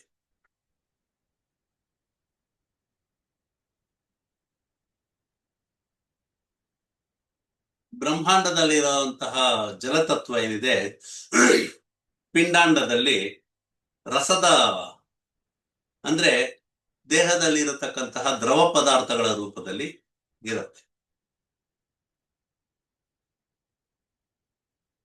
ಬ್ರಹ್ಮಾಂಡದ ಅಗ್ನಿತತ್ವ ಪಿಂಡಾಂಡದಲ್ಲಿ ಜಠರಾಗ್ನಿ ರೂಪದಲ್ಲಿ ಇರುತ್ತೆ.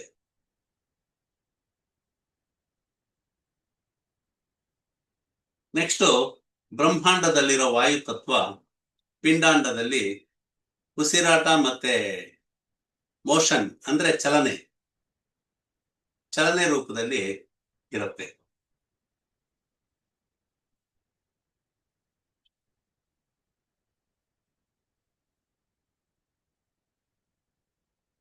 ಒಂದ್ ಸೆಕೆಂಡ್.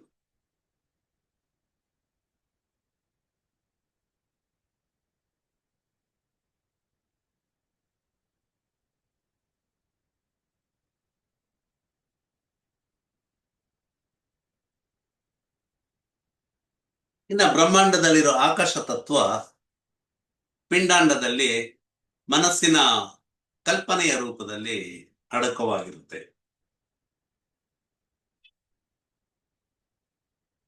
ಹಾಗೆ ಬ್ರಹ್ಮಾಂಡದಲ್ಲಿರೋ ಸ್ವರ್ಗ ಜೀವಿಯ ಶಿರೋಭಾಗದಲ್ಲಿ ಇರುತ್ತೆ. ನಾವು ಸಹಸ್ರಾರ ಚಕ್ರ ಅಂತ ಏನ್ ಹೇಳ್ತೀವಿ ಆ ಚಕ್ರದ ರೂಪದಲ್ಲಿ ಅಲ್ಲಿ ಸ್ಥಿತವಾಗಿರುತ್ತೆ. ಇನ್ನ ಬ್ರಹ್ಮಾಂಡದ ಪರ್ವತಗಳು ಈ ಜೀವಿಯ ಶರೀರದ ಉಬ್ಬಿದ ಭಾಗಗಳನ್ನ ತೋರಿಸುತ್ತೆ. ಗಟ್ಟಿಯಾಗಿರೋ ಭಾಗಗಳು ಹಾಗೆ ಮೂಳೆಗಳ ರೂಪದಲ್ಲಿ ಪರ್ವತಗಳು ಮಾನವನ ಶರೀರದಲ್ಲಿ ಅಡಕವಾಗಿರುತ್ತೆ. ಇನ್ನು ಬ್ರಹ್ಮಾಂಡದ ನಕ್ಷತ್ರಗಳು ಮನುಷ್ಯನ ಶರೀರದಲ್ಲಿ ಇರತಕ್ಕಂತಹ ರೋಮಗಳು ಕೂದಲುಗಳು ಏನಿರುತ್ತೆ ಆ ಕೂದಲುಗಳ ರೂಪದಲ್ಲಿ ಇರುತ್ತೆ. ಬ್ರಹ್ಮಾಂಡದಲ್ಲಿರೋ ನದಿಗಳು ಮನುಷ್ಯನ ಶರೀರದಲ್ಲಿರುವ ರಕ್ತನಾಳಗಳ ರೂಪದಲ್ಲಿ ಇರುತ್ತೆ.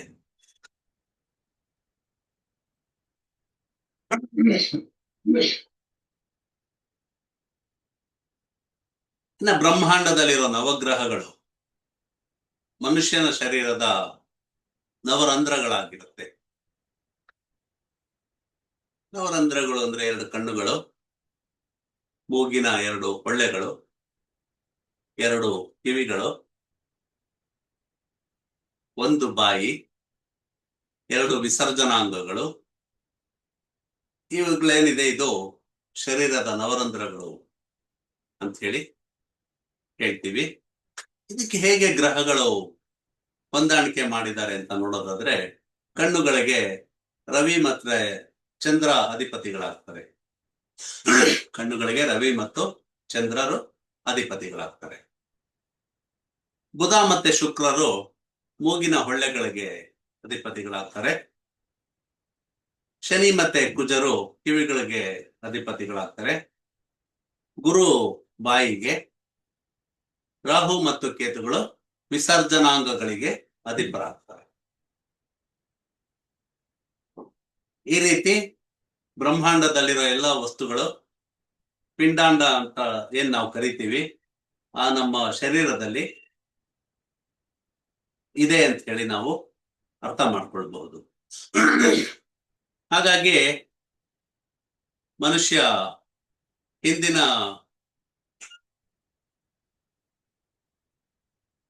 ಹಿಂದಿನವರು ಏನು ಬ್ರಹ್ಮಾಂಡವೇ ಪಿಂಡಾಂಡ ಅಂತ ಹೇಳಿರ್ತಾರೆ. ಅಂದ್ರೆ ಅಂಡದಲ್ಲಿರೋದೆಲ್ಲ ಪಿಂಡದಲ್ಲಿದೆ, ಪಿಂಡದಲ್ಲಿರೋದೇ ಅಂಡದಲ್ಲಿದೆ ಅಂತ ಹೇಳಿ ಏನು ಹೇಳಿದ್ರು ಅದಕ್ಕೆ ಇದೆರಡೂ ಒಂದೇ ಅರ್ಥ ಅಂತ ಹೇಳಿ ನಾವು ಅರ್ಥೈಸ್ಕೊಳ್ತೀವಿ.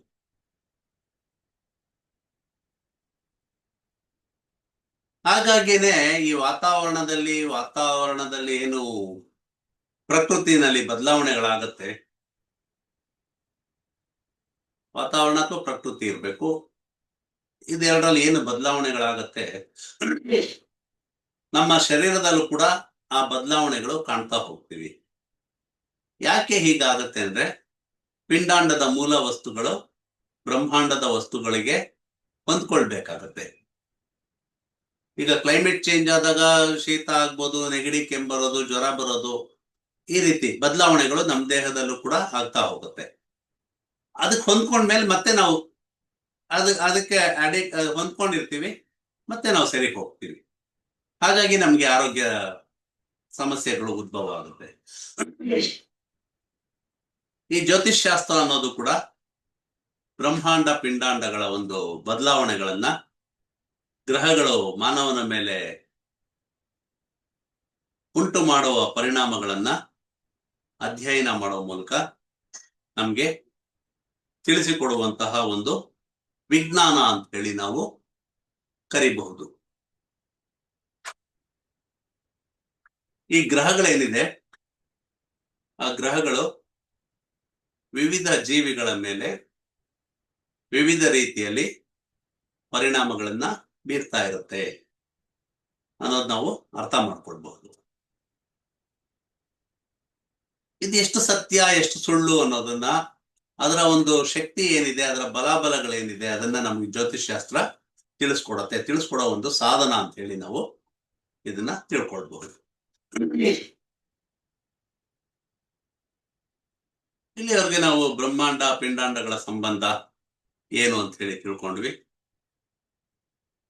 ನೆಕ್ಸ್ಟ್ ಜ್ಯೋತಿಷ್ಯ ಶಾಸ್ತ್ರಕ್ಕೆ ಒಂದೊಂದೇ ಸ್ಟೆಪ್ ಎಂಟರ್ ಆಗ್ತಾ ಹೋಗೋಣ.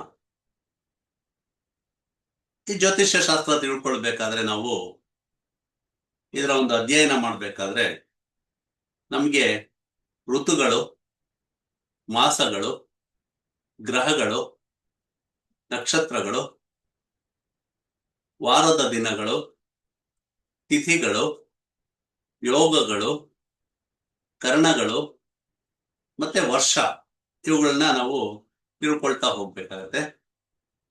ಜ್ಯೋತಿಷ್ಶಾಸ್ತ್ರನ ನಾವು ತಿಳ್ಕೊಳ್ಬೇಕಾದ್ರೆ ಇವುಗಳೆಲ್ಲದರ ಅವಶ್ಯಕತೆ ನಮ್ಗೆ ಇದ್ದೇ ಇದೆ, ಅತ್ಯವಶ್ಯಕ ಅಂತ ಹೇಳಿ ಹೇಳ್ಬೋದು. ಈ ಜ್ಯೋತಿಷ್ಯ ಶಾಸ್ತ್ರನ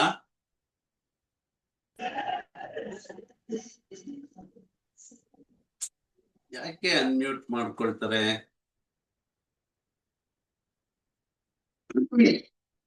ಜ್ಯೋತಿಷ್ಯ ಶಾಸ್ತ್ರ ಏನಿದೆ, ಇದು ವೇದಗಳ ಮತ್ತೆ ಷಡಂಗಗಳಲ್ಲಿ ಒಂದು ಭಾಗ ಅಂತೇಳಿ ನಾವು ಅರ್ಥ ಮಾಡ್ಕೊಂಡಿದೀವಿ. ವೇದಕಾಲ ಅನ್ನೋದು ನಮ್ಗೆ ತಿಳಿದಿಲ್ಲ, ಇದನ್ನ ಅನಾದಿ ಅಂತ ಹೇಳಿ ಹೇಳ್ತಾರೆ. ಅನಾದಿ ಅಂದ್ರೆ ಸ್ಟಾರ್ಟಿಂಗೇ ಇಲ್ಲ ಅಂತ ಹೇಳಿ, ಅಂದ್ರೆ ಮೊದಲು ಅನ್ನೋದು ಇಲ್ಲ ಅಂತ ಹೇಳಿ ಅದೊಂದು ಅರ್ಥ ಬರುತ್ತೆ. ಪರಮಾತ್ಮನಿಗೆ ವೇದ ಪುರುಷ ಅಂತ ಹೇಳಿ ಹೆಸರು. ಹಾಗಾಗಿ ಈ ಒಂದು ವಿಶ್ವದಲ್ಲಿ ಭಗವಂತ ಏನಿದ್ದಾನೆ, ಈ ಒಂದು ಭಗವಂತನ ಬಂಧನಗಳಲ್ಲಿ ವೇದಗಳು ಇದೆ ಅಂತ ಹೇಳಿ ಹೇಳ್ಬಹುದು. ಈ ವೇದಗಳು ಅನ್ನೋತಕ್ಕಂತಹದ್ದು ಭಗವಂತನಷ್ಟೇ ಪುರಾತನವಾದದ್ದು ಅಂತ ಹೇಳಿ ಹೇಳ್ತಾರೆ. ಇನ್ನ ಮಧ್ವಾಚಾರ್ಯರು, ಅವರು ಮಾಧ್ವ ಸಂಪ್ರದಾಯದ ಅಡಿಪಾಯ ಅವರೇನೆ. ಮಾಧ್ವ ಸಂಪ್ರದಾಯನ ಭೂಮಿಗೆ ಪರಿಚಯ ಮಾಡಿಕೊಟ್ಟವ್ರೆ ಅವರು. ಅವ್ರನ್ನ ಹನುಮನ ಮತ್ತೆ ಭೀಮನ ನೆಕ್ಸ್ಟ್ ಅವತಾರ ಅಂತ ಹೇಳಿ ಕೂಡ ಕರೀತಾರೆ. ಈ ಮಧ್ವಾಚಾರ್ಯರು ಕೃಷ್ಣನ ಬಗ್ಗೆ ಒಂದು ಸ್ತೋತ್ರ ರೂಪದಲ್ಲಿ ಭಗವಂತನಾದ ಕೃಷ್ಣನ್ನ ಹಾಡಿ ಹೊಗಳಿದ್ದಾರೆ. ಅದನ್ನ ದ್ವಾದಶ ಸ್ತೋತ್ರ ಅಂತ ಹೇಳಿ ಕರೀತಾರೆ.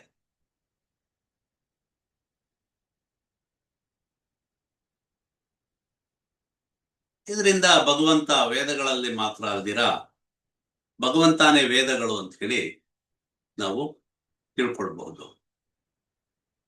ಹಾಗೆ ಭಗವಂತನೇ ವೇದಗಳು ಅಂತ ಹೇಳಿ ವೇದಗಳ ಮೂಲ ಭಗವಂತನಷ್ಟೇ ಪುರಾತನವಾದದ್ದು ಅಂತ ಹೇಳಿ ನಾವು ಅರ್ಥ ಮಾಡ್ಕೊಳ್ಬಹುದು.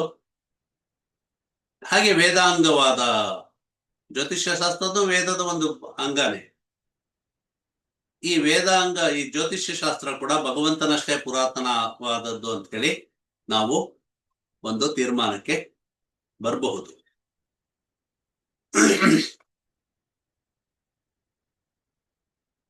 ಸೊ ಇಲ್ಲಿಗೆ ಇವತ್ತಿನ ಪಾಠನ ನಿಲ್ಲಿಸ್ತೀನಿ. ನಾಳೆ ಇದ್ರ ನೆಕ್ಸ್ಟ್ ಕಂಟಿನ್ಯೂ ಮಾಡಿ ನೆಕ್ಸ್ಟ್ ಗ್ರಹ ನಕ್ಷತ್ರಗಳ ಬಗ್ಗೆ ತಿಳ್ಕೊಳ್ಳೋಣ. ಸೊ ಯಾರಾದ್ರೂ ಏನಾದ್ರು ಮಾತಾಡೋದಿದ್ರೆ ಮಾತಾಡಬಹುದು.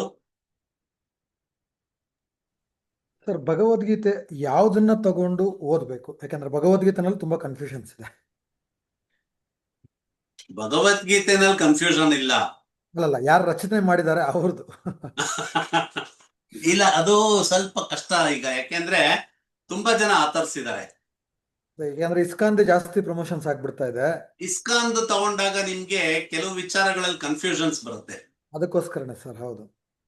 ಸೊ ಇಸ್ಕಾನ್ದ್ರಲ್ಲಿ ಸ್ವಲ್ಪ ಕನ್ಫ್ಯೂಷನ್ಸ್ ಇಟ್ಬಿಟ್ಟಿದ್ದಾರೆ. ಯಾಕೆಂದ್ರೆ ಅವರು ಭಗವತ್ಪಾದರು ಅಂತ ಏನ್ ಕರೆದ್ರು, ಅವರು ಏನು ಇದು ಮಾಡಿದ್ರು ಅದನ್ನ ಜಾಸ್ತಿ ಪ್ರಮೋಟ್ ಮಾಡ್ತಾ ಹೋಗಿದ್ದಾರೆ. ಹೌದು ಹೌದು ಹೌದು. ಅವ್ರದ್ದು ಸಂಸ್ಕೃತಿನೇ ಬೇರೆ ತರ ಆಗೋಯ್ತು ಒಂಥರ.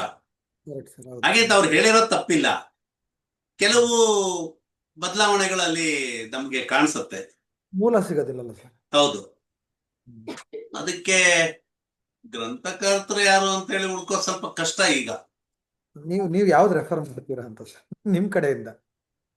ಅದೇ ನಾನು ಯಾವ್ದನ್ನ ರೆಫರ್ ಮಾಡಬಹುದು ಅಂದ್ರೆ, ನೀವು ರಾಮಕೃಷ್ಣ ಮಾಡ್ತಿರೋದು- ಆಶ್ರಮಕ್ಕೆ ಹೋಗಿ ಓಕೆ ರಾಮಕೃಷ್ಣ ಮಠದಲ್ಲಿ ಮಾರ್ತಾರೆ ಬುಕ್ಕು ಭಗವದ್ಗೀತೆ, ಓಕೆ. ತಗೊಳ್ಳಿ. ಸತ್ಯಕ್ಕೆ ಹತ್ತಿರವಾದ ವಿಚಾರಗಳು ನಮ್ಗೆ ಅಲ್ಲಿ ಸಿಗತ್ತೆ. ಅದೇ ಇಂಪಾರ್ಟೆಂಟ್ ಸರ್. ಇರೋದ್ರಲ್ಲಿ ಬೆಟರ್ ಅವರು.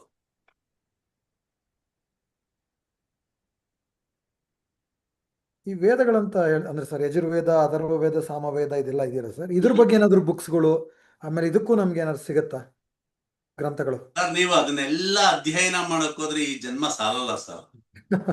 ಓಕೆ ಓಕೆ ಓಕೆ ಖಂಡಿತ ಸಾಲಲ್ಲ. Okay okay.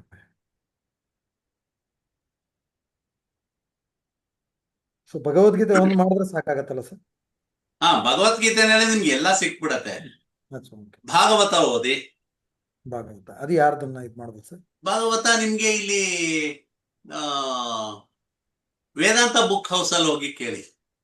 Okay okay. ಭಾಗವತದ ಅಧ್ಯಾಯಗಳು ಇರೋದು ಬುಕ್ಕೇ ಸಿಗತ್ತೆ. ಅವ್ರದ್ದು ಈ ಏನು ಈ ತ್ಯಾಗರಾಜ ನಗರದಲ್ಲಿ ಒಂದು ರಾಮಾಯಣ, ಮಹಾಭಾರತ, ಭಾಗವತ, ಹರಿವಂಶ ಎಲ್ಲಾನು ಅವ್ರು ಮಾಡಿದ್ರು. ತುಂಬಾ ಚೆನ್ನಾಗಿ ಮಾಡಿದ್ದಾರೆ. ಓಕೆ. ಅದ್ ತಗೊಳ್ಬಹುದು. ತ್ಯಾಗರಾಜ ನಗರ. ಓಕೆ. ಗುರುಗಳೇ ನಮಸ್ಕಾರ. ರುದ್ರಮುನಿಯಪ್ಪ ನಮಸ್ಕಾರ ಮಾತಾಡೋದು. ರುದ್ರಮುನಿಯಪ್ಪ ಅವರು. ನಮಸ್ತೆ. ಈ ವಿಷಯ ಏನು ನನಗೆ ಅಂದ್ರೆ, ಲ್ಯಾಪ್ಟಾಪಿಗೆ ನೀವು ಪಾಠ ಮಾಡೋದು ಮೊಬೈಲಿಗೆ ಬರುತ್ತಲ್ಲ ಏನೋ ರೆಕಾರ್ಡ್, ಹಾ, ಅದನ್ನ ಲ್ಯಾಪ್ಟಾಪಿಗೆ ಮಾಡ್ಕೋಬಹುದಾ ಸರ್?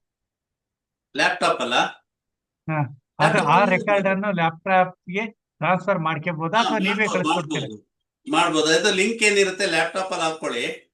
ಹಾ. ಬಟ್ ಈ ಮೊಬೈಲ್ ಅಲ್ಲಿ ಯಾವ ಮೇಲ್ ಐಡಿ ಇರುತ್ತೆ, ಆ ಮೇಲ್ ಐಡಿ ನಿಮ್ಮ ಲ್ಯಾಪ್ಟಾಪ್ ಯೂಟ್ಯೂಬ್ ಅಲ್ಲಿ ಇರ್ಬೇಕು. ಇರುತ್ತೆ ಸರ್, ಇದೆ. ಅದೇ. ಅದ್ರಲ್ಲಿ ನೀವು ನೋಡ್ಬೋದು. ಹಾ. ಅದ್ರಲ್ಲಿ ನೋಡ್ಬೋದು ನೀವು. ನಮ್ಮ ಚಾನಲ್ ಸಬ್ಸ್ಕ್ರೈಬ್ ಮಾಡ್ಕೊಳ್ಳಿ. ಯೂನಿಕ್ ಆಸ್ಟ್ರೋ ವರ್ಲ್ಡ್ ಅಂತ ಏನಿದೆ, ಆ ಚಾನಲ್ ಸಬ್ಸ್ಕ್ರಿಪ್ಷನ್ ಇದ್ರೆ ನೀವು ಅದ್ರಲ್ಲಿ ನೋಡ್ಬೋದು. ಇಲ್ಲ ಈ ಲಿಂಕ್ ನ ನೀವು ಮೇಲ್ಗೆ ಹಾಕೊಂಡು ಅಲ್ಲಿಂದ ನೀವು ಓಪನ್ ಮಾಡ್ಕೊಬಹುದು. ಇಲ್ಲ ವೆಬ್ ವರ್ಲ್ಡ್ ಓಪನ್ ಮಾಡ್ಕೊಂಡು ನಿಮ್ಮ ಲ್ಯಾಪ್ಟಾಪ್ಗೆ ಇದು ಕನೆಕ್ಟ್ ಆಗುತ್ತೆ. ಅಲ್ಲಿ ನಮ್ ಲಿಂಕ್ ನ ಅಲ್ಲಿ ಓಪನ್ ಮಾಡಿದ್ರು ಕೂಡ ನಿಮ್ಗೆ ಯೂಟ್ಯೂಬ್ ಅಲ್ಲಿ ನೋಡ್ಬೋದು. ಸರಿ ಸರಿ. ಈಗ ಕ್ಲಾಸ್ ನಡಿಬೇಕಾದ್ರೆ ನಾವು ಲ್ಯಾಪ್ಟಾಪ್ ನ ನೋಡ್ತಾ ಇದ್ದೀನಿ. ಓಕೆ. ಆದ್ರೆ ನೀವು ಕಳಿಸ್ತಿರೋದು ಲ್ಯಾಪ್ಟಾಪಿಗೆ ಬಂದಿಲ್ಲ, ಬರೀ ಇದಕ್ಕೆ ಬಂದೈತೆ ಮೊಬೈಲ್ಗೆ. ಇಲ್ಲ, ಅದೇನೆ, ನೀವು ಅಲ್ಲಿ ಯೂಟ್ಯೂಬ್ ಅಲ್ಲಿ ಈ ಮೇಲ್ ಐಡಿ ಹಾಕೊಳ್ಬೇಕು. ಈ ಮೇಲ್ ಐಡಿ ಹಾಕೊಂಡ್ರೆ ನಿಮ್ಗೆ ಯೂಟ್ಯೂಬ್ ಅಲ್ಲಿ ಬರುತ್ತೆ. ಆಯ್ತಾ? ನೀವು ನಾಳೆ ನನಗೆ ಬೆಳಗ್ಗೆ ಒಂದ್ಸತಿ ಫೋನ್ ಮಾಡಿದ್ರೆ ನಾನ್ ನಿಮ್ಗೆ ಗೈಡ್ ಮಾಡ್ತೀನಿ ಓಕೆ ಸರ್. ನೋಡ್ಬೇಕು ಅಂತ. ಆಯ್ತು. ನಿಮ್ಗೆ ಏನ್ ಅನುಕೂಲ ಬೇಕೋ ನಾನು ಮಾಡ್ಕೊಡ್ತೀನಿ. Don't worry. Okay sir, thanks sir. Okay sir, thank you, ಧನ್ಯವಾದ. ಹ್ಮ್. ಬೇರೆ ಇನ್ಯಾರಾದ್ರೂ ಏನಾದ್ರು ಕೇಳೋದಿತ್ತಾ?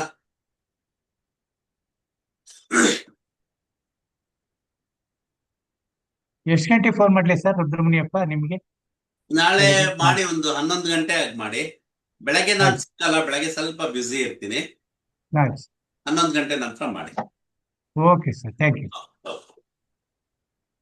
ಮಾಡಿ. ಬೇರೆ ಇನ್ಯಾರಾದ್ರೂ ಏನಾದ್ರು ಮಾತಾಡೋದಿತ್ತಾ? ಗುರುಗಳೇ ನಮಸ್ತೆ. ನಮಸ್ತೆ ರಾಮಸ್ವಾಮಿ ಅವರೇ, ಹೇಳಿ. ನೀವ್ ಯಾಕೆ ಅವಾಗ ಶ್ರೀಕೃಷ್ಣ ಗಲಾಟೆ ಮಾಡ್ತೀರಲ್ಲ? ಸರ್ ಸ್ವಲ್ಪ ನಮ್ದು ಮೊಬೈಲ್ ಸರಿ ಇಲ್ಲ ಸರ್, ಅದಕ್ಕೆ. ಮೊಬೈಲ್ ಸರಿ ಇಲ್ಲದೆ ಇದ್ರು ಅಲ್ಲ, ಮೈಕ್ ಈಗ ಶ್ರೀಕೃಷ್ಣ ಪರಮಾತ್ಮ ಹೇಳಿದ ಅಲ್ಲಲ್ಲ ರಾಮಸ್ವಾಮಿ ಅವರೇ, ಮೈಕ್ ಸಿಂಬಲ್ ಮೈಕ್ ಮುಟ್ಟಿಲ್ಲ. ಅದ್ರ ಮೇಲೆ ಟಚ್ ಮಾಡ್ಬೇಡಿ ಅಷ್ಟೇನೆ. ಇಲ್ಲ, ಹೇಳಿ ಇದು ರಾಮಸ್ವಾಮಿ ಬಿಟ್ಟು ಅವರೇ, ಬಿಟ್ಟು ಬರ್ತಾ ಇದೆ ಸರ್ ಏನ್ network. ಹೇಳ್ಬೇಕು ನೀವು? ಅಲ್ಲ, ಇವತ್ತು ಬಿಟ್ಟು ಬಿಟ್ಟು ಬರ್ತಾ ಇರೋದು ಯಾಕೆ? ನೆಟ್ವರ್ಕ್ ಪ್ರಾಬ್ಲಮ್ ಇದೆ ಇವತ್ತೆಲ್ಲಾ ಕಡೆ. ನೆಟ್ವರ್ಕ್ ಪ್ರಾಬ್ಲಮ್ ಇರುತ್ತೆ, ಯಾಕಂದ್ರೆ ಮಳೆ ಬರ್ತಾ ಇದೆಯಲ್ಲ ತುಂಬಾ, ಹಾಗಾಗಿ ನೆಟ್ವರ್ಕ್ ಪ್ರಾಬ್ಲಮ್ ಅದೇ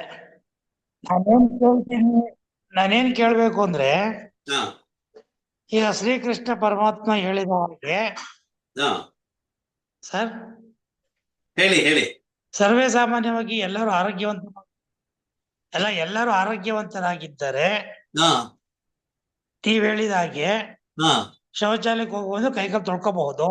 ಓಕೆ. ಆದ್ರೆ ಕೆಲವರಿಗೆ ಆರೋಗ್ಯದ ಸಮಸ್ಯೆ ಇದ್ದು ಕೈಕಾಲುಗಳಿಗೆ ತೊಂದರೆ ಇದ್ದಾರೆ. ಆ ಕೈಕಾಲು ಎವ್ರಿ ಟೈಮ್ ತೊಳೆಯಕ್ ಆಗಲ್ವಲ್ಲ, ಅವಾಗ ಏನ್ ಮಾಡೋದು? ತೊಳ್ಕೊಂಡ್ರೆ ಒಳ್ಳೇದು. ಆಗದೇನೆ ಇದ್ರೆ ಈಗ ತೊಳೆದ್ರೆ ಒಂದ್ ನಿಮಿಷ ಕೇಳಿಸ್ಕೊಳ್ಳಿ ರಾಮಸ್ವಾಮಿ ಅವರೇ. Yes. ಹಾಗೆ ನಿಮಗೆ ಹೇಳಿ ತೊಳೆಯಕ್ಕೆ ಸರ್. ಅವಕಾಶನೇ ಇಲ್ಲ, ಏನೋ ಪ್ರಾಬ್ಲಮ್ ಇದೆ ಅಂತ ಹೇಳಿದಾಗ ಅಟ್ಲೀಸ್ಟ್ ನೀರನ್ನ ಹಾ ತಗೊಂಡು, ಕೇಳಿಸ್ತಾ ಇದೀನಿ ಹಾ ನಿಮ್ಗೆ? ಹಾ ಕೇಳಿಸ್ತಾ ಇದೆ, ಹೇಳಿ ಸರ್. ನೀರನ್ನ ಹೆಬ್ಬೆರಳಿಗೆ ತೊಳ್ಕೊಂಡ್ರು ಕೂಡ ಹಾ ನಿಮ್ಗೆ ಕಾಲ್ ತೊಳೆದಷ್ಟೇನೆ ಅದು ವರ್ಕ್ ಆಗತ್ತೆ. ಹಾ ಹಾ ಅವಕಾಶನೇ ಇಲ್ಲದೆ ಇರೋರು, ಈಗ ಎಲ್ಲ ಚೆನ್ನಾಗಿರೋರು ಇದು ಮಾಡಿದ್ರೆ ಉಪಯೋಗ ಇಲ್ಲ. ಈಗ ನೀವ್ ಹೇಳೋದ್ರಲ್ಲ ಆಗೋದೇ ಇಲ್ಲ ಹಾ ಈ ಸಮಸ್ಯೆ ಅಂತ, ಅಂತವ್ರು ಮಾತ್ರ ಇದನ್ನ ಬಳಕೆ ಮಾಡ್ಬೋದು. ಏನೋ ಆರೋಗ್ಯ ಸಮಸ್ಯೆಗಳಿರುತ್ತೆ, ಕಾಲ್ ಗ್ಯಾಂಗ್ರೀನ್ ಆಗಿರ್ಬೋದು, ಇಲ್ಲ ಬೇರೆ ಇನ್ನೇನೋ ಸಮಸ್ಯೆಗಳಿರ್ಬೋದು ಅಂತ ಅವರು ಇದನ್ನ ಮಾಡ್ಕೋಬಹುದು. ಈಗ ಹೆಬ್ಬೆರಳಲ್ಲಿ ಆ್ಯಪ್ ಮಾಡಿದ್ದಾರೆ ಸರ್ ನನಗೆ. ಹೆಬ್ಬೆರಳು ಒಂದು ಹೆಬ್ಬೆರಳು, ಹ್ಮ್ ಇನ್ನೊಂದು ಬೆರಳಿಗೂ ಡೈಲಿ ಡ್ರೆಸ್ಸಿಂಗ್ ಮಾಡ್ತಾ ಇದ್ದಾರೆ. Okay okay. ಅದು ಸುಮ್ನೆ ಟಚ್ ಮಾಡ್ಕೊಂಡ್ರೆ ಸಾಕು. ಅಲ್ಲ ನೋಡಿ, ಆಗೋದೇ ಇಲ್ಲ ಅಂದಾಗ ಬಿಡಬಹುದು. ಶಾಸ್ತ್ರ ಏನು ಅದಕ್ಕೇನು ನೀವು ಮಾಡ್ಲೇಬೇಕು ಅಂತೇನು ಹೇಳಿರೋದಲ್ಲ. ಅವಕಾಶ ಇರೋರು, ಅನುಕೂಲ ಇರೋರು, ಮತ್ತೆ ಯಾರು ಗಟ್ಟಿಮುಟ್ಟಾಗಿರ್ತಾರ ಅವರು ಅನುಭವಿಸ್ಬೇಕು. ರೋಗಗ್ರಸ್ತರಾಗಿದ್ರೆ ಅದನ್ನ ಎಕ್ಸಂಪ್ಷನ್ಸ್ ಇದೆ, ತೊಂದ್ರೆ ಇಲ್ಲ. ಸರಿ ಗುರು, ಅದು ಕೇಳ್ಬೇಕಾಗಿತ್ತು, ಕೇಳ್ದೆ. ಸರ್, ನಿಮ್ ನೆಟ್ವರ್ಕ್ ಪ್ರಾಬ್ಲಮ್ ಇದೆ ನೋಡಿ ಸರ್. ಇನ್ನೊಂದು, ಹೌದೌದು, ತುಂಬಾ ಪ್ರಾಬ್ಲಮ್ ಇದೆ ಇವತ್ತೆಲ್ಲಾ ಕಡೆ. ವಾಯ್ಸ್ ತುಂಬಾ ಬ್ರೇಕ್ ಆಗ್ತಾ ಇದೆ. ನಾನು ಬರ್ಕೊಳಕ್, ನೀವು ಫಾಸ್ಟ್ ಆಗಿ ಹೇಳ್ತೀರ, ಬರ್ಕೊಳಕ್ ಕೂಡ ಆಗ್ತಾ ಇಲ್ಲ ಇವತ್ತು, ಬರಕ್ಕೆ ಆಗ್ಲಿಲ್ಲ. ಹೌದಾ? ನೀವು ಮಧ್ಯದಲ್ಲಿ ಹೇಳ್ಬೇಕಿತ್ತು, ಸ್ಲೋ ಆಗಿ ಹೇಳಿ ಅಂದ್ರೆ ನಾನು ಹೇಳ್ತಾ ಇದ್ದೆ ಅಲ್ವಾ. ಈಗ ತೊಂದ್ರೆ ಏನಿಲ್ಲ, ರೆಕಾರ್ಡಿಂಗ್ ಸಿಗುತ್ತೆ. ಹಾ ಹಾ ರೆಕಾರ್ಡಿಂಗ್ ಮತ್ತೆ ನಾನು ರೆಕಾರ್ಡಿಂಗ್ನೇ 4-5 ಸಲ ಕೇಳ್ಕೊತೀನಿ. ಕೇಳ್ಕೊಂಡ್ರೆ ನಿಮ್ಗೆ ಅದು ಗೊತ್ತಾಗತ್ತೆ, ಅಲ್ಲಿ ನೋಟ್ಸ್ ಮಾಡ್ಕೊಬಹುದು. ಅದೇ ಆಮೇಲೆ ಒಂದ್ಸಲ ಫುಲ್ ನೋಟ್ ಮಾಡ್ಕೋತೀನಿ. ಮಾಡ್ಕೊಳ್ಳಿ, ತೊಂದ್ರೆ ಇಲ್ಲ. ಸರಿ ಗುರುಗಳೇ, ಓಕೆ ಓಕೆ, ನಮಸ್ಕಾರ, ಒಳ್ಳೇದಾಗ್ಲಿ. ನಮಸ್ತೆ ಸರ್. ನಮಸ್ತೆ. ಓಕೆ, ಕ್ಲೋಸ್ ಮಾಡ್ತೀನಿ ನಾನು. ಎಲ್ಲರಿಗೂ ಒಳ್ಳೇದಾಗ್ಲಿ. ಸರ್ವೇ ಭವಂತು. ನಾಳೆ